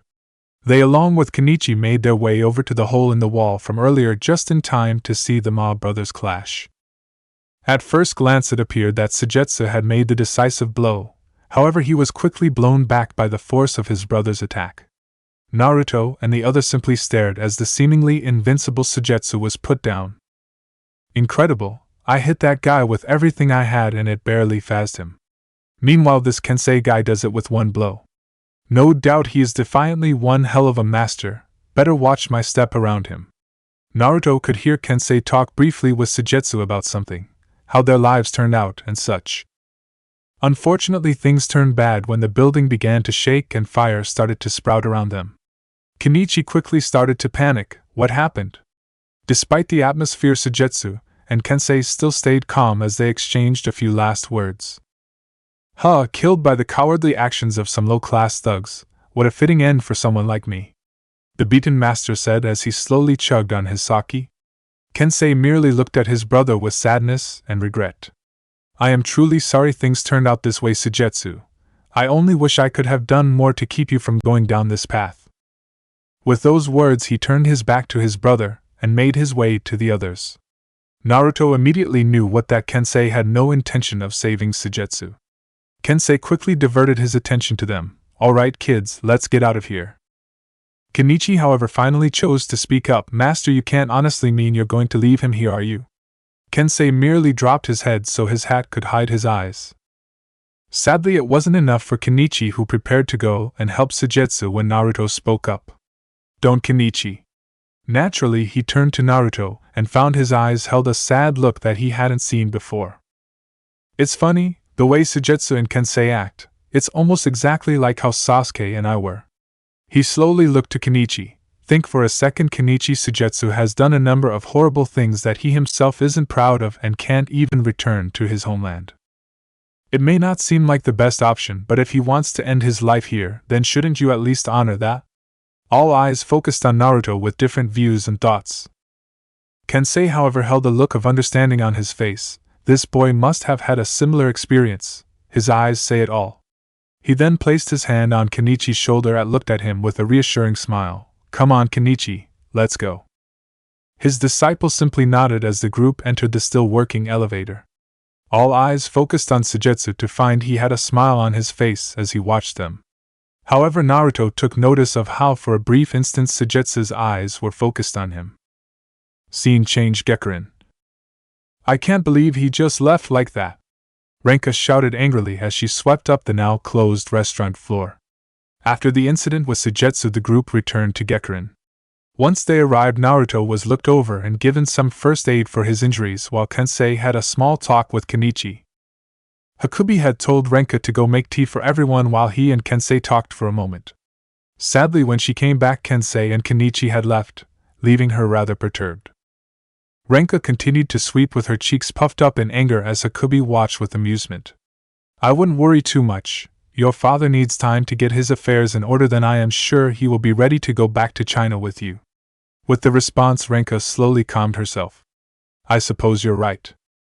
Hakubi smiled back at her before taking a look around. Too bad Naruto couldn't stick around to help, but I didn't feel it was right for him to work while he was injured. Ranka immediately perked up at the mention of Naruto. Her mind played back over to the moment where he saved her from Su Jitsu. He looked so mature and courageous, not to mention the warm feeling of his arms wrapped around her. Ranka's face quickly heated up and turned red from her thoughts. Hakubi took notice of this and chuckled to himself as he walked away. Ranka turned to the doorway Naruto left out of and slowly smiled. Who knows, maybe I'll take Naruto back to China too. I bet Mom would just love him. Scene change. Achoo, ow. Naruto cringed from the sneeze, which sadly caused his injuries to act up. Despite the pain, Naruto continued his way home as he looked to the sky thinking over what had happened. This was the first time I ever really fought a master, and now I know just how tough they really are. Naruto looked at his open palm as he mused over his thoughts before clutching it into a fist. I need to get stronger. The blonde ex-ninja continued to walk until he felt a familiar presence emanating behind him. He slowly turned to find none other than Su Jitsu standing behind him. Naruto knew he was in no shape to fight but refused to show fear. So he slowly collected himself before adopting a serious look. What exactly do you want? Su Jitsu actually chuckled at his attempt at intimidation. You don't seem too surprised I survived. I have seen people survive a hell of a lot worse things than being stuck in a burning building. Despite what I said, I figured you weren't the kind of man to die in such a pathetic manner. So with that in mind, what do you want? Su Jitsu continued to chuckle as he took a swing of his bottle before looking up at Naruto. You're Soul's disciple, aren't you? At that moment Naruto's eyes shot up. You know Soul Sensei? Then his eyes quickly narrowed. How exactly did you figure I was even trained by him? Su Jitsu slowly made his way over to Naruto as he spoke. The fact you could fight against me and still walk away proves you were obviously trained by a strong master. Also, I only know of one capoeira master who happened to mention his disciple was someone who didn't know the meaning of the words give up. Naruto stared for a moment at Su Jitsu, surprised by his words before smirking. That does sound like something he would say. The Kempo master looked up to the sky and focused on the moon. I first met Soul not long after my exile from China. I practically drowned myself in violence and alcohol till I ran into him. Gave me on hell of an ass kicking. Eyes widened at the revelation as Su Jitsu turned his back and started to walk away. He paused midway and turned to Naruto. You've got one hell of a master, kid, but you've got a long way to go if you ever hope to be half the man he is. With that, he took another swing of his bottle and was gone. Naruto simply stood there looking at the now vacant spot where Su Jitsu once stood, before a small grin broke out on his face as he turned and continued to head home. I will make you proud, Soul Sensei, and the next time we meet, I'll be strong enough to handle any master. Chapter 7. The sky was clear and all was peaceful around the Tanimoto mansion, though its owner, as expected, was still away. However, his backyard training area was currently occupied by one blonde capoeira practitioner. Said boy was currently balancing himself with one arm on a wooden training post. By most standards, that alone would qualify as impressive. For Naruto, however, it wasn't nearly enough. Thus he was currently balancing 3 large rocks the size of bowling balls on the balls of his feet, while his legs were fully extended. Adding to the intensity of this was the fact he was slowly pushing himself up and down while maintaining both his balance and keeping the rock steady, all while counting his reps. 459, 460, 461, 462. Despite the intense workout he was currently undertaking, the young blonde's mind was focused on another matter, leaving his body on autopilot. The main issue was his recent battle against the Chinese Kempo master Su Jitsu. It had been a little over a week since his encounter with the ferocious fighter, and yet the whole thing was still fresh on his mind. The one part that had hit him the most, however, were the drunken master's parting words for him. You've got one hell of master, kid, but you've got a long way to go if you ever hope to be half the man he is. His defeat and those words were like a hard slap to the face for Naruto. Up to that point he hadn't met anyone who could challenge him, and he had never actually compared himself to master, especially not Soul. The fact that he couldn't even put a dent in Su Jitsu made it painfully obvious just how outclassed he was compared to a master. What made it worse was that Su Jitsu had admitted that he had been soundly defeated by Soul, making said gap even larger. But if anyone knew Naruto, then they knew that he wasn't the kind of person to quit because of something like that. So it was only natural for him to throw himself into his own intense training regimen. Among those exercises were maintaining a handstand with a boulder the size of a small car balanced on his feet for 2 hours, practicing his kicks and floor movement on small posts while holding a cup of tea in each hand without spilling a single drop, and finally, to improve his strength and durability, kicking stone training posts as opposed to wooden ones. All in all, it was pretty much crazy by most standards, though when compared to some of his master's training methods it was a cakewalk. After finishing his reps, the former ninja pushed himself off the post, sending the rocks high into the air. He then flipped back, allowing him to land feet first on the pole before catching the falling rocks with his hands and his outstretched left leg. He then proceeded to the stone training post he had managed to make himself. As he prepared himself for further practice, he thought back to another, more recent issue that didn't want to leave his mind. This one, however, didn't bring forth him disappointment or disruption, but rather anger and loathing. The memory began to play in his mind as Naruto glared at the post in front of him. Slowly he began to picture a certain person in place of the post that was now the target of this anger. In an instant Naruto lashed out at the post with a vicious kick, causing the post to groan at the sheer force. With his legs seemingly glued to the post, the blonde thought back at what he had witnessed that brought about this strange new anger in him, whilst muttering the name of the person that brought forth this boiling hot rage inside him. Kenichi Shirahama. You scum! Flashback 3 days ago. It was a relatively normal day as Naruto slowly made his way to the Gekkourin for his daily workload. When his attention turned to a nearby clock, he began to slowly quicken his pace. I better hurry. If I don't get there before the lunch rush starts, Ranka's gonna chew my ass out. Since the incident with her uncle, Ranka had started behaving differently around Naruto. For one thing, she didn't smack him upside the head as much as she did before and stuck to simply scolding him. Furthermore, she even became somewhat shy and hesitated to look at him sometimes, which only confused Naruto further. Sadly, while Soul had taught Naruto many things, understanding a woman was the one thing even he hadn't been able to help him with. Yet despite her somewhat reserved attitude, she still took every chance she could to yell at him, for example failing to get to work as soon as possible. Hence the reason Naruto was hurrying along by now. As he got closer to the district in question, his blue eyes quickly spotted a rather familiar and unpleasant sight, namely Kenichi Shirahama. Naruto felt the need to slap himself at his ability to run into his enemy at every turn. What is it with this guy? Is he stalking me or something? The Ninth Fist simply sighed, seeing little point in arguing with the screwed-up way the universe seemed to work with, and focused more on Kenichi. He was currently outside of a small restaurant, but what made this situation weird was the fact that he was crouching down so that he couldn't be seen from inside the restaurant, like he was hiding. What the hell is he hiding from? Naruto quickly took a moment to glance through the window. I was enough to make out several figures that were apparently in a fight. One in particular stood out. Loki? Just what the hell is he doing here? Wait a minute, is that? A somewhat familiar flag bearer seemed to be among the combatants. The gears in Naruto's head started to spin as he put two and two together before he sighed once again. Great, Loki must have tricked those idiots into coming here so he could ambush them. Well, at least he's finally doing something about those Shinpaku idiots. However, he quickly gained a confused look as his attention shifted back to Kenichi again. Wait a minute, isn't he supposed to be part of that gang?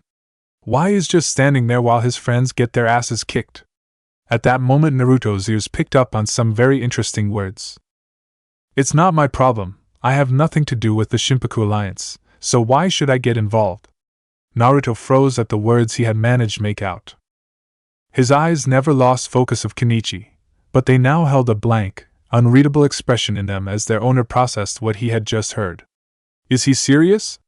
His friends, comrades, or whatever they are being attacked and he isn't gonna do anything just cause he doesn't feel like it? After a moment of processing this, Naruto's anger started to rise as all he could see was red. On reflex he began to grit his teeth and clench his hands in anger. His nails dug into his palms so deeply that they started to bleed. Even though the leaf had betrayed him, and Naruto definitely tried to forget his old life, there was one lesson, one sentiment he would never let go of. It was the most important lesson Kakashi had ever taught him, and he would never forget it. Those who break the rules are scum, but those who abandon their teammates are worse than scum. No matter what would happen to him in the future, no matter how much he would change, this was the one lesson Naruto would always follow. He could never even consider betraying his teammates, including Ragnarok, for any reason. Yet here this guy was actually talking about leaving his friends to get lynched. It was true that Naruto hadn't liked Kenichi at first due to his half-assed beliefs, cowardly attitude, and self-contradicting logic. This little display, however, turned that dislike into absolute hate and disgust. He had only one thought on his mind now. I am going to demolish that spineless piece of crap. The blonde slowly began to actually leak ki as he made his way towards Kenichi, fully intent on making him suffer in the worst way possible. That was, until a certain vibrating in his left pocket caught his attention. Growling in anger, he quickly yanked out his now vibrating cell phone. This better be important. The phone revealed a small text message that read, Naruto, get your ass down to the Gekurin right now. Ranka. Naruto stared at the message before turning back to Kenichi, weighing the options of his next decision. Okay, on the one hand I could beat that bastard within an inch of his life and make myself feel better. On the other hand, Ranka would be pissed at me and never let me hear the end of it. He contemplated for a few moments before taking a calming breath and took one last cold look at the still cowering Kenichi. He isn't worth the aggravation. With a quick turn he continued his way toward his destination, yet his anger had not left him. He'll get what he deserves soon enough. End of flashback. Naruto continued to strike the stone post as the memory went through his mind, each strike gradually becoming more vicious to the point where the pillar was starting to crack. At that point Naruto halted his assault for a moment, and turned his back to the stone pillar. Be prepared, Kenichi Shirahama. In that instant he spun around and unleashed a fierce armada kick, shattering the pillar to dust. While glaring at the gravel he spoke. Next time we meet I will show you the true meaning of pain. Scene change, Ryo Zanpaku. Kenichi suddenly paused as he felt a chill go down his spine, leaving him with an uneasy feeling. What was that? What is this uneasiness I'm feeling? He paused his exercise to stare at the post he had been practicing on up to that point. For a moment the disciple had simply felt afraid. He didn't know why, he just felt fear. Something the matter, Kenichi?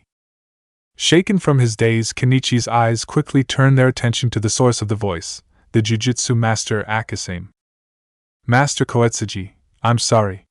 It's just that for some strange reason I got this uneasy feeling all of a sudden. Akasame's eyes narrowed slightly as he stroked his chin. That's interesting. Tell me, what exactly was this feeling like?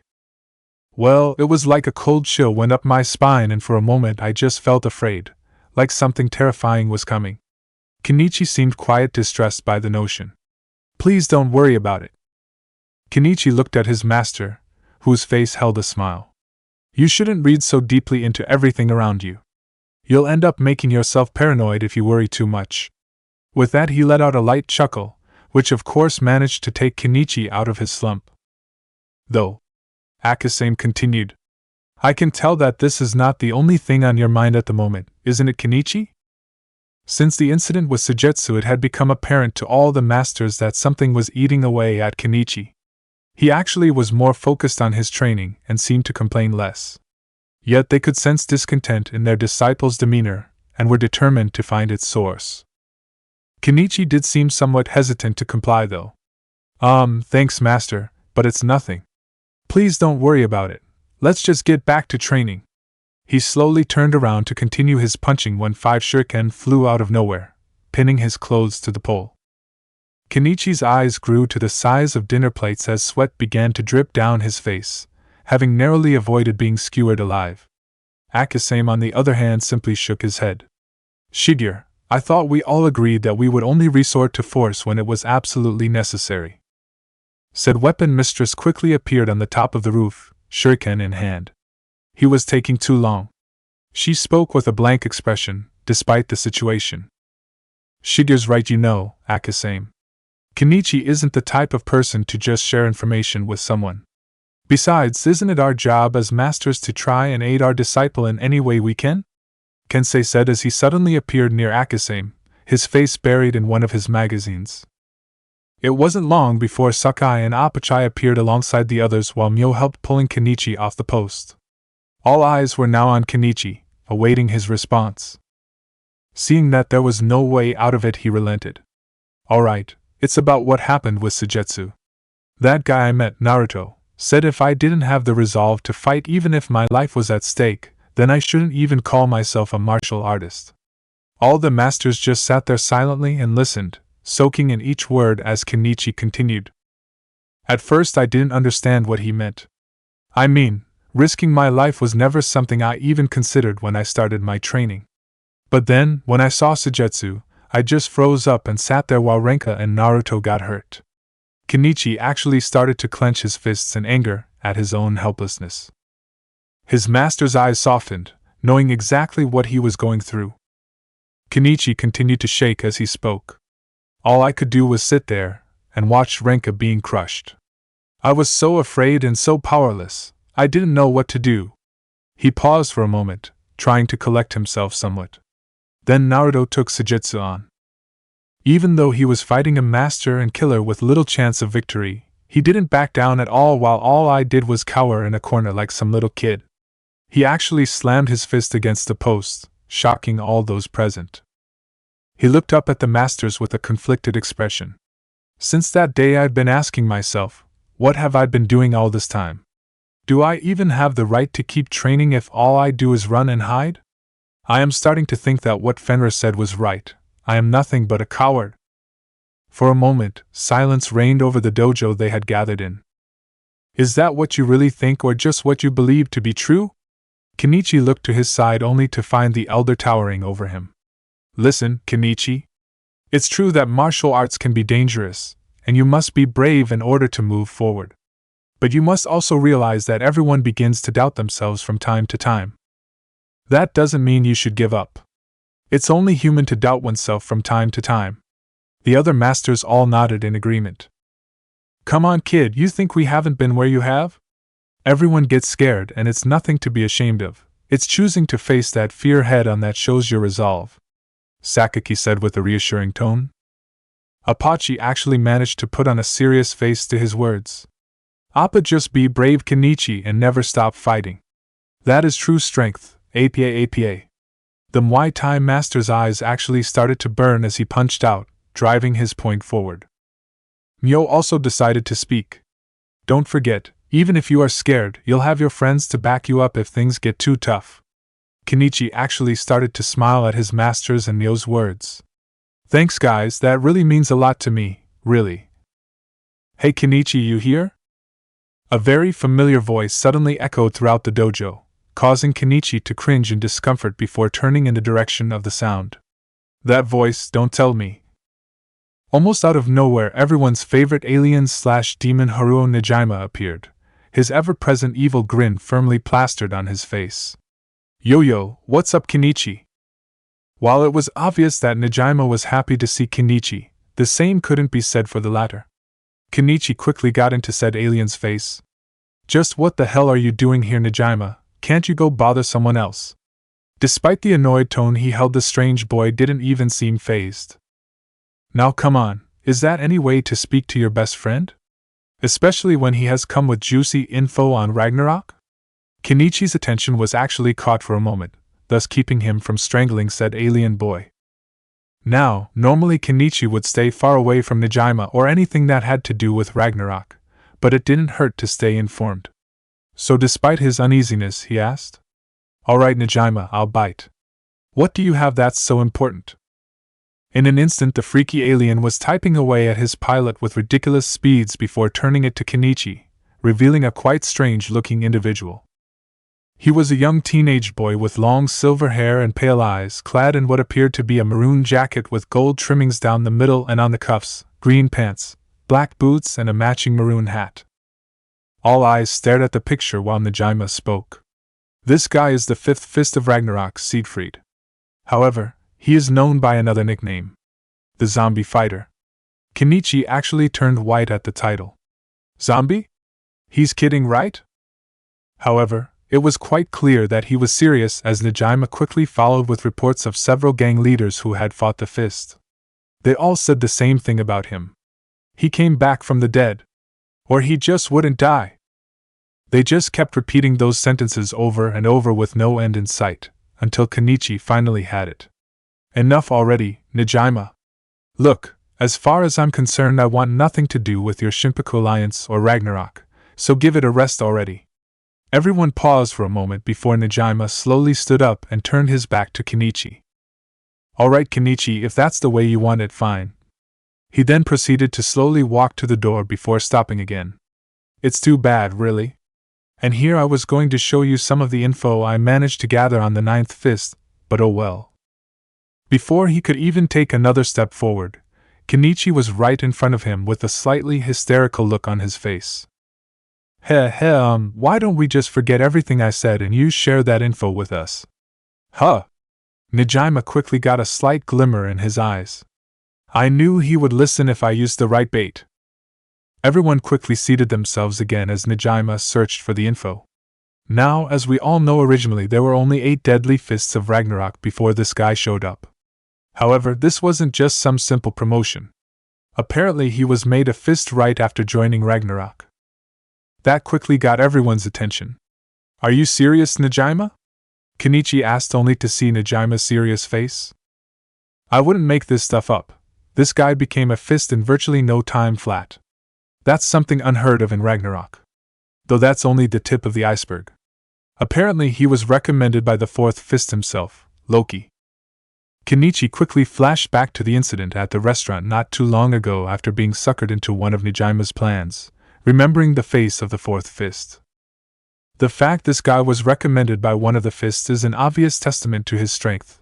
They wouldn't let just any thug into the gang. Though I think you can vouch for how strong he is better than anyone, Kenichi. Kenichi's face hardened as he remembered his painful defeat at the hands of Fenrir. It was true that Kenichi had battled the fists in the past, and both Valkyrie and Hermit had been strong opponents.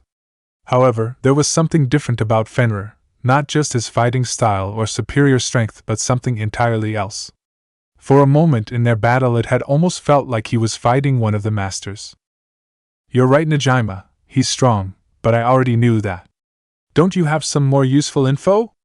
Naturally, Najima searched through his data for something but slowly grew more and more agitated. Damn it, the only other information I have here is that he took down some gang as part of his initiation. Other than that, nothing. It's weird, almost like this guy never even existed till now. Kenichi actually started to get frustrated at this lack of info. Unbelievable, Najima. The one time I actually care about your precious information, you have nothing to offer. Guess you're not as good a spy as you think. Whether the boy was trying to egg the alien on was anyone's guess, but Najima was taking the bait anyway. You think that all the time and effort I put into my spy network is joke, huh? Just you wait, Kenichi, I'll give you info on the fist so juicy you could drink it. With that and his trademark evil laugh, he disappeared in a cloud of dust. Mio actually chuckled at the display. Well, Kenichi, you certainly got him fired up. Though I'm a bit worried. Couldn't Najima get himself in serious trouble if he goes poking around Ragnarok? Kenichi, however, didn't look too worried. Don't worry, Mio, Najima's more slippery than an eel, and even if he does get caught, it's his own fault. It's not like I specifically asked him to go asking for trouble.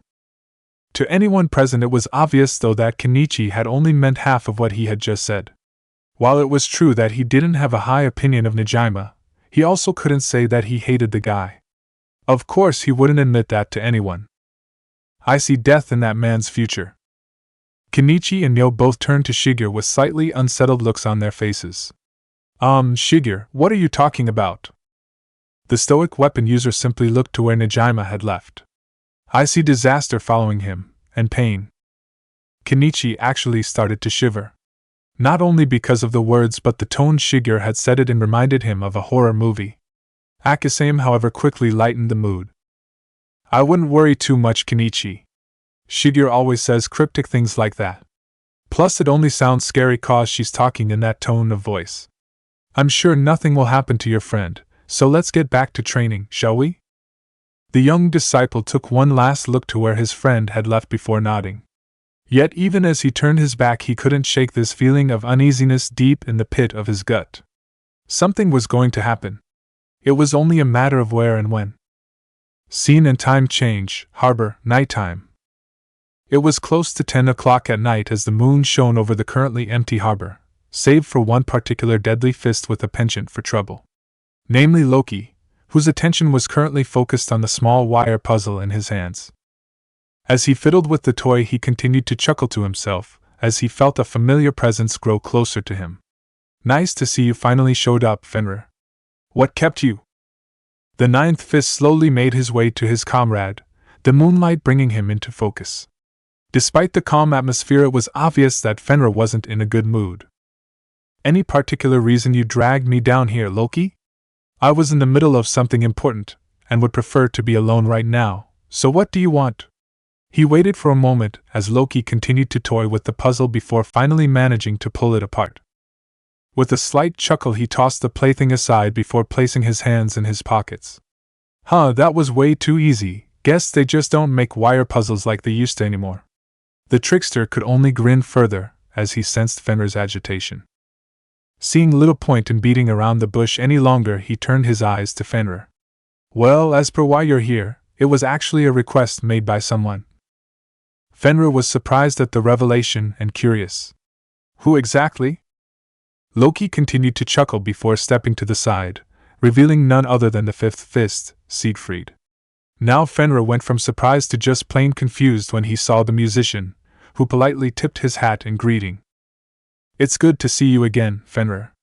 Sorry to inconvenience you like this, but there has been something weighing on my mind that I needed to settle, and could only do so with your help. Okay, this is a little weird, but I might as well see what he wants. Fenrir thought to himself before speaking. Alright, Siegfried, what exactly do you need? At that instant Siegfried's eyes seemed to light up with fire of what could be called passion.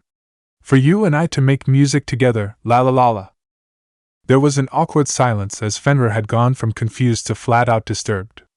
Loki seemed to be holding in a serious laugh and failing while Siegfried simply awaited his response. It took a few moments for the ninth fist to shake himself from the shock and awkwardness of the situation. I don't suppose you could rephrase that, could you? Another long pause followed before Loki finally broke out in hysterical laughter at the situation between the two fists. Ahaha! Oh man, you guys are a frigging riot. I should have brought my camera. Ahaha! He continued to laugh as the staring contest between the two fists marched on. Siegfried naturally didn't seem to comprehend the possible misunderstanding any of his words. However, being intelligent enough to see things were going nowhere, he chose to try again. Perhaps I wasn't clear enough. What I meant was for you and I to have a match against each other. Now that got Fenrir's attention, though he was still confused by the request. Why exactly do you want to fight me? Aren't we on the same team? Siegfried naturally nodded in response. Yes, we are, however, it's more than a simple battle. You see, I am not only a martial artist but also a musician, and I create music through combat. Up to this point I have yet to find an opponent who could help me create truly wondrous music. He then rather dramatically pointed his finger at Fenrir. Then you appeared. Ever since I first laid my eyes upon you and saw you fight, I was mesmerized by your power and skills. More so by your morality and determination, but most of all I could sense something else inside of you, a deep sense of emotion like no other. All these things are the ingredients for the most grandiose music of all time. So I beg you, Fenrir, let our skills clash with a thunderous voice and bring about a beautiful symphony, la la la la. Fenrir actually was somewhat shell-shocked, partially from Siegfried's words as well as by his surprisingly accurate analysis of his character. It was obvious that Siegfried was passionate about this whole thing, and who was he to turn down a challenge? With small smile the ninth fist cracked his neck and joints before assuming his Jenga stance. Alright Siegfried, if this is what you want then let's go. Just don't expect me to hold back. Siegfried seemed overjoyed, as he slowly assumed his own stance with a smile on his face. I would never even dream of asking for anything of the sort. Come at me with everything, your power, your strength and all of your emotions. I will craft beautiful sound. Naturally Siegfried didn't have to wait long as Fenrir quickly performed a fast cartwheel before leaping into a back flip and turning to unleash his attack. Armada. The kick struck the fifth fist's jaw with incredible force. However, Fenrir was far from done as he continued to turn around before he dropped on his hands and rotated with incredible speed, striking his comrade with no less than 10 systematic kicks. Loki watched from the sidelines as the so-called immortal composer flew through the air after the barrage, all the while laughing at the spectacle before him. Every time I see this guy fight, it's just another reminder of how much of a genius I was in recruiting him. Though I wouldn't count Siegfried out just yet. As these thoughts went through his mind, said fist made contact with the ground. Naturally Fenrir had already returned to his Jenga position, awaiting his opponent's response. Maybe I hit him too hard. Magnificent! Such raw emotional power! Fenrir's eyes widened when he saw the fallen Siegfried quickly lift himself from the ground again before he spun his right leg, knocking Fenrir off balance. Now my friend, give me more and more of your power! As he spoke those words he performed a move similar to Fenrir's earlier attack, only with his head on the ground for balance, and his legs in a full split. Thankfully Fenrir had anticipated the attack and managed to flip himself backwards and out of the way. He managed to land on his hand before straightening himself back up and once again facing Siegfried, who was now standing ready for the next attack. The former shinobi actually smiled at his friend's surprising vitality. Not bad, Siegfried, you almost had me there. However, he quickly got his mind back into the fight and rotated his hips so his back was facing Siegfried before he fired his left leg right into Siegfried's abdomen. Choppa giratorio. Once again Siegfried was sent flying, and like before Fenrir responded with a second attack, spinning completely so his leg could return to the ground while he lowered his hand to the ground for balance once again, and then unleashed a straight kick with his right leg once more into Siegfried's abdomen. Choppa de Costas. However, Unlike the last attack, this one actually sent the fifth fist flying right into a stack of nearby crates. Unfortunately, said composer had underestimated the force of the kick and was unable to keep himself from crashing into the crates in a heap. Fenrir could only watch the situation unfold with an embarrassed look on his concealed face. Sorry about that, Siegfried, but I told you I wasn't gonna hold back. Are you still alive?" He awaited a response from the downed fist and thankfully didn't have to wait long as the young composer quickly rose from the shattered wood, looking a little worse for wear. Yet he didn't seem the least bit bothered as he was currently scribbling something down on a piece of paper at a ridiculous speed. "Beautiful, absolutely beautiful. Such fire, such passion. I have never experienced such things before. You are truly a fighter like no other." Wanting to resume, he quickly placed the paper in his coat and his pen back in his hat before preparing to continue when suddenly, "Cough, cough, damn it!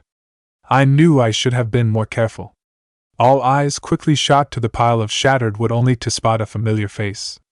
Naturally, both Siegfried's and Fenrir's expression hardened at their fight being interrupted and also when they saw who it was, while Loki got a mischievous glint in his eyes. Haruo Najima, however, was currently ignorant of the situation as he dusted himself off. "Well, despite the setbacks, I now have at least some more info on the fists. Now I just have to show it to Kenichi and—" At that moment he looked up and found all three fists staring down at him. Loki looked at him with a sinister look. "Well guys, looks like we just caught ourselves a spy from the Shinpaku Alliance, and you know what we do with spies." Fenrir and Siegfried began to crack their knuckles in response while Najima started to sweat. One last thought passed through his mind before the fists descended on him. "Oh crap." Scene change. Next day, Kenichi's school. "Weird, I haven't seen Najima in school today. I wonder where he could be." Mio had a worried look on her face as she wondered where the alien-faced boy was. Kenichi held the same concerns. Since their encounter with him at the dojo, either he nor Mio, or anyone for that matter, had seen neither hide nor hair of the freaky teen. Though they didn't see much reason to worry, especially Kenichi just couldn't shake this uneasy feeling he had been holding since last night. "I sure hope Najima didn't get himself into any kind of trouble over what I said yesterday." It didn't take long before the bell rung and both teens slowly made their way towards the dojo. Neither one said a word and simply moved forward with uneasy looks on their faces. This continued for about 3 blocks before Mio finally spoke up. "Kenichi, I know I shouldn't, but I'm starting to get really worried about Najima. It's not like him to just disappear like this." Kenichi nodded in response. "I know, normally it's impossible to keep that guy away from you, so I figured something must have happened. Problem is we have no idea where he is or even a way to find him. What do we do?" At this point both had paused at the bridge over the river as they mused over their worries. Then something caught Mio's eye. "Hey, what's that in the water?" Kenichi managed to get a glimpse of something metallic in the water and quickly recognized it. "That's Najima's planner. This is bad. If there's one thing I know about Najima, it's that he'd sooner die than let anything happen to that thing. Something is definitely wrong." While Kenichi quickly thought about the situation, he failed to notice Mio nimbly jumping down to the small walkway at the river's edge to retrieve the pad before hopping back up. As she took a look at the obvious broken object, she took notice something on the back. "Kenichi, look, there's something carved into the back." The blonde quickly flipped the pads back to reveal a message. "If you want your friend Haruo Najima safe and sound, come to the docks at the west end of the city by midnight. Come alone." Seeing that message made it quickly clear what had happened.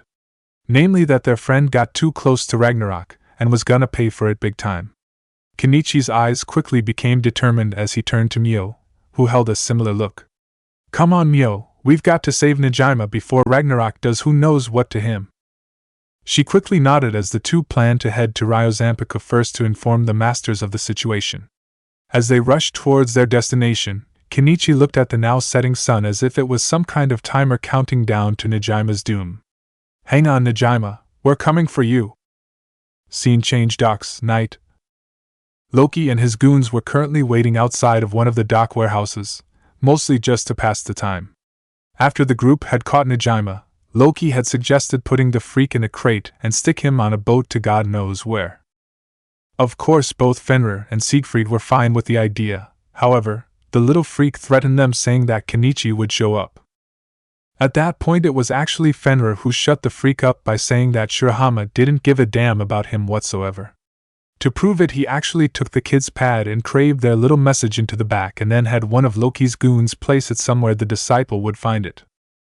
Now they were simply waiting for him to show up, if he showed up at all. Granted, they were a little annoyed at the idea, but Fenrir simply said, "If he doesn't show up by the time indicated, then we just prove our point." Loki, of course, didn't question it, as he personally loved to screw with people's minds. Siegfried, on the other hand, took the time to properly write down the melody he had been inspirited to after his brief battle with Fenrir, saying he couldn't wait. Since they had caged the little freak, he had locked himself in the warehouse and hadn't come out since while Fenrir had gone off to take care of some personal business. He had said that he would be back soon though. Sheesh, Loki, how much longer are we gonna have to wait here? I'm bored as hell and there's nothing to do, can't we just go? One of Loki's nameless goons asked. Loki, however, was deterred as he was currently busy with another wire puzzle. Be patient, number 48. After all, I'm curious to see if that punk Shirahama shows up or not. Hey, if he does, we have an excuse to kick his ass, and if he doesn't, we can use that as a way to ruin his reputation. We win either way. So it's worth sitting here in the dark for a bit. Besides, Sieg said his new song was just about done, so we'll at least have some entertainment. There was a resounding groan from all the thugs present. Sadly, most of the members of the gang didn't share Siegfried's passion for music and weren't thrilled at the idea of listening to his music again. Unfortunately, they weren't in a position to argue and would just have to suck it up. They sat there for another few minutes when a small sound started to echo around them, catching the attention of everyone present, even Loki's. Looks like Sieg's ready to play. This should be interesting. The sound started slow and low, yet almost melancholy, before gradually becoming louder, more emotional and strong. Even those not musically inclined could literally feel the passion in each note. Even Loki was surprised by the sound. Geez, Sieg, this is definitely one hell of a song. You might actually have to play it for the other fists at this rate. Yet the most captivating thing about this particular piece wasn't the roaring sound and passion, but the underlying sound that followed. It was concealed for the most part by the rest of the song, yet still stood out. The sound seemed sad, lonely, almost like a sense of longing a wanderer would seek. The whole group was captivated by the sound, seemingly hypnotized by its melody. But none was captivated more so than Siegfried himself, whose own mind was focused on both the song and its inspiration. Fenrir, my friend, what is it you are hiding? You may be able to fool the others, but your song says it all. Such a strong and powerful melody, yet such hidden sadness and sorrow beneath the surface. What is it that troubles you, I wonder? The composer continued to muse as his symphony continued, his gaze turning to the moon that was visible through the window. You are like the moon in many ways, Fenrir. The part that you show to the world is bright, clear and breathtaking, yet at the same time you conceal some hidden darkness from our sight. Perhaps someday I may learn the secret that you conceal, the secret that breathes life into this glorious sound. The song continued to echo throughout the yard with each key played. Not a single note was wasted. Sadly, just as he was prepared to reach the climax of his song. All right, Ragnarok. I'm here, now tell me where Najima is. The interruption caused Siegfried to lose his focus and strike the wrong keys, thus ruining the song. Siegfried's face turned incredibly cold at this. My beautiful song, the melody of Fenrir's hidden emotions, disrupted. The composer quickly glared out the windows where the voice had come from. I will make whoever is responsible for this pay dearly. With that, he rushed out the room, determined to inflict suffering on the one who broke his melody. Scene change. Sorry, but I am mainly skipping this part because it pretty much follows canon and I want to get to the point, so sorry if this pisses you off. Fenrir was currently making his way back to the docks on foot, having been forced to leave to pick up his shift at Gekkerin. Naturally, Ranka had demanded to know where he had been, to which he simply had replied nowhere or significance. This resulted in her spending the rest of the day hounding him for answers while he did his best to avoid questioning. Once his shift was over, he quickly left before Ranka had a chance to give chase. Though he did feel a bit lousy about not telling her the truth. I know I shouldn't be lying to Ranka, especially considering how nice she's been to me since I got here. But if she found out what I'm doing, well, who knows how she'd react. It was a conflict that he knew he would have to resolve at some point, especially with Ranka wanting to become so involved in his life. However, his current mental conflict was interrupted by the sight of Loki approaching fast on a motor scooter. Naturally, the ninth fist quickly waved him over. Loki, what are you doing here? It's not even midnight yet. Surprisingly, the fourth fist wasn't wearing his trademark grin. Instead, had a serious look on his face. Sorry, Fenrir, the truth is that punk Shurahama did show up. Unfortunately, he pissed Siegfried off and got challenged to a fight. Then Sieg wouldn't even let me help him out and told me to leave. He's probably still there, fighting him and that punk's girlfriend. I'm not sure if he can take. Loki quickly noticed that the person he had been talking to was already gone, having picked up speed in the direction of the docks. Slowly, Loki's evil grin grew to the point of nearly tearing his face as he kicked his scooter back into gear. Now the wolf's been released. Let's see how Shurahama survives his second encounter with Fenrir, hee-hee-ha. The fourth fist continued to chuckle as he disappeared into the darkness, laughing at his own plan. Fenrir was now running with urgency in his pace as he made off like a bullet toward the docks, ready to back up Siegfried. Damn it, Sieg, you better not do anything stupid before I get there. While Fenrir knew that the fifth fist could easily take down Shurahama, he'd also learned that the spineless disciple had a way of turning impossible situations around in his favor. He only hoped this wouldn't be one of those situations. He quickly rushed through the entrance and made his way towards the docks before turning at the corner of a warehouse to the hideout. Just as he turned around the corner, he caught sight of Siegfried standing in front of Kenichi with his arms spread wide. Shurahama, on the other hand, was less than 3 inches away, gearing up to punch the fifth fist. Most fighters would have looked and would have seen a simple punch, but Fenrir already knew what the kid was planning to do, but he was too late to warn his comrade. In an instant, Kenichi unleashed a ferocious punch, hitting the fifth fist with what could be described as a sort of shockwave punch. Whatever you might call it, Siegfried barely managed to compliment his enemy before falling backwards. Naturally, Kenichi panicked at what he had done, not knowing that the punch he used had almost killed his opponent. I'm so sorry, come on man, get up. Myo quickly got to the fist's side and did a quick examination. Kenichi, you should have been more careful. That punch of yours almost killed him. Thankfully he should be fine, but that was way too close. Kenichi quickly breathed a sigh of relief. Thank goodness, for a moment I thought I killed that guy. I wouldn't be laughing if I were you, Shurahama, especially in this situation. Kenichi's blood quickly ran cold as he turned around, only to find the one person in Ragnarok he wanted to avoid.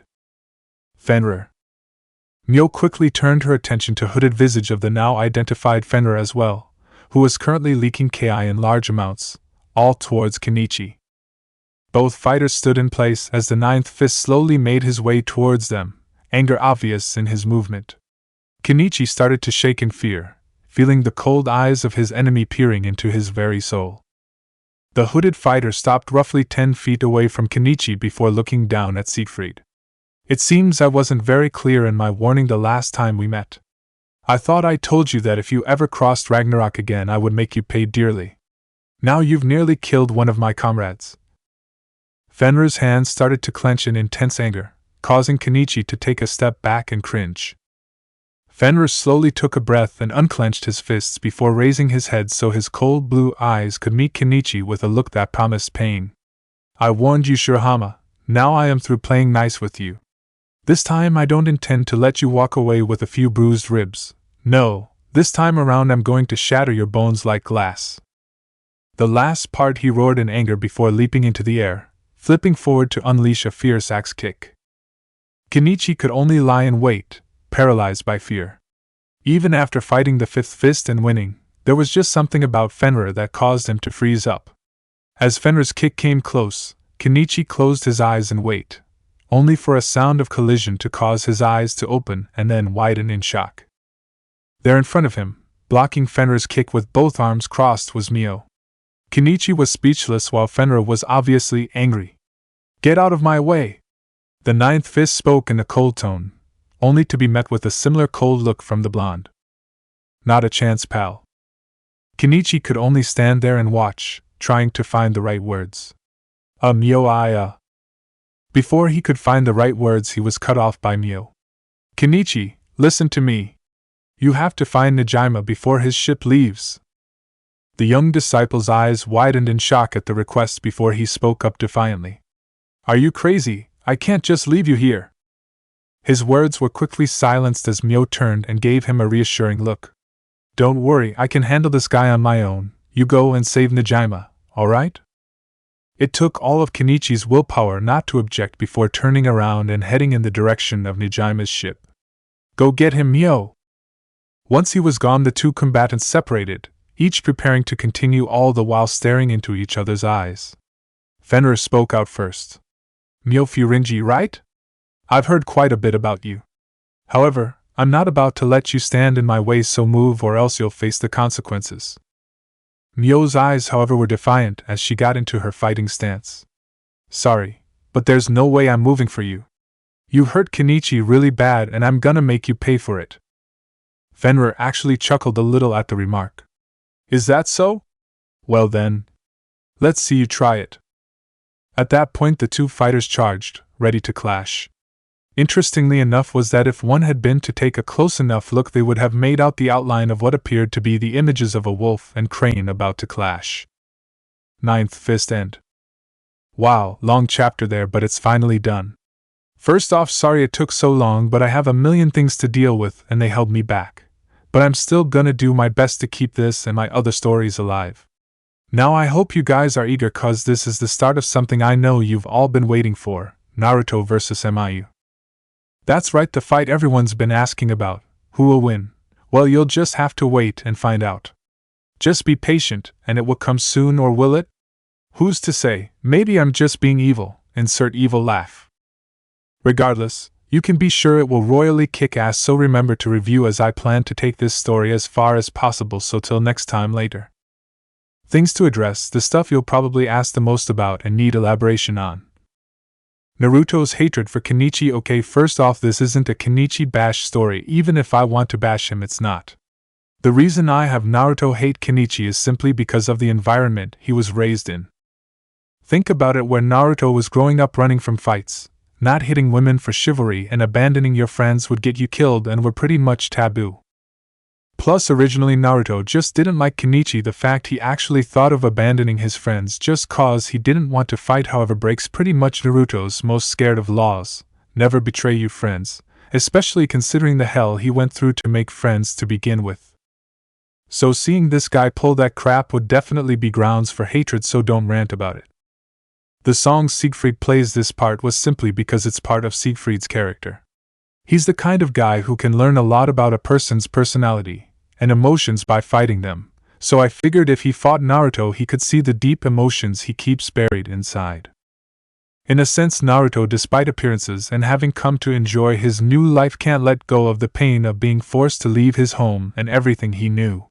So I figured this would be a good way for Naruto be on better terms with one of the fists, act more like a friend. Plus, Siegfried seemed like the easiest fist to get along with. Kenichi's development now, as you can guess, Kenichi is slightly different in this story than canon, mainly because unlike the other fists, Naruto actually points out his defects and flaws in a way that actually makes Kenichi think more about himself. Namely, he would run away from fights and have to be forced into combat, or have someone held hostage to be motivated. With Naruto, he actually thinks about how he's been acting in a more in-depth sense, mainly concerning how he always runs away. So I guess you could say Naruto will end up making Kenichi have more desire to become stronger, and give him a serious reason to improve. Capoeira moves list. Note, these are actual capoeira moves, I am not making them up. Chapa giratorio. From Jinga position, you rotate your body turning backward while unleashing a powerful side kick with your back leg. Chapa de costa, similar to the Chapa giratorio, only you perform this technique with both hands on the ground with one leg for support, while firing a straight kick with your other leg. Omake. Title: Return of the Fangirls. It was a clear day as Freya and her own disciples, the Valkyries, made their way towards the Tanimoto mansion, though most of the group weren't very eager. Seriously, Freya, why are we even going to this place? One of the Valkyries asked in discomfort.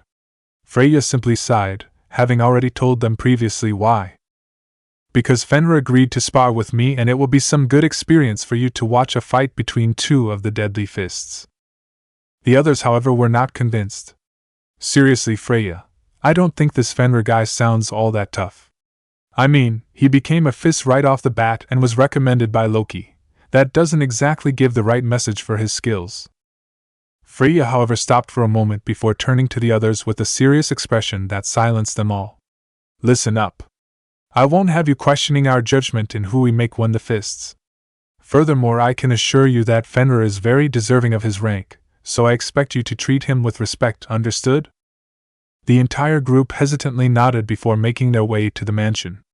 When they didn't find him in the front, they figured he was in the back. Thus they slowly made their way forward. Fenrir, it's Freya I'm here for. The third fist then suddenly stopped before dropping her bag and stuttering, her face suddenly red before turning away quickly. The Valkyries gained curious looks while observing their leader. Hey Freya, what's the matter? What were you staring? The rest of the group quickly dropped their jaws at the sight in front of them with only one thought in all their minds. Hot! All had their eyes glued to Fenrir, who was currently shirtless and balancing himself on one of the training posts. The girls' eyes traced over every muscle of his body, growing more and more red-faced at the sight. Some even started to bleed at the nose. Fenrir, however, quickly stopped, his eyes still closed. I sense a disturbance, and strangely enough, lust? He quickly pushed himself up and turned with his eyes open, only to become panicked at the sight before him. Oh shit! All the Valkyries were looking at the blonde with hungry looks on their faces, causing the usually stoic fist to sweat from fear as opposed to sweat from the exercise. He didn't have time to react before they descended on him like a swarm of wasps, his last thought being, why me?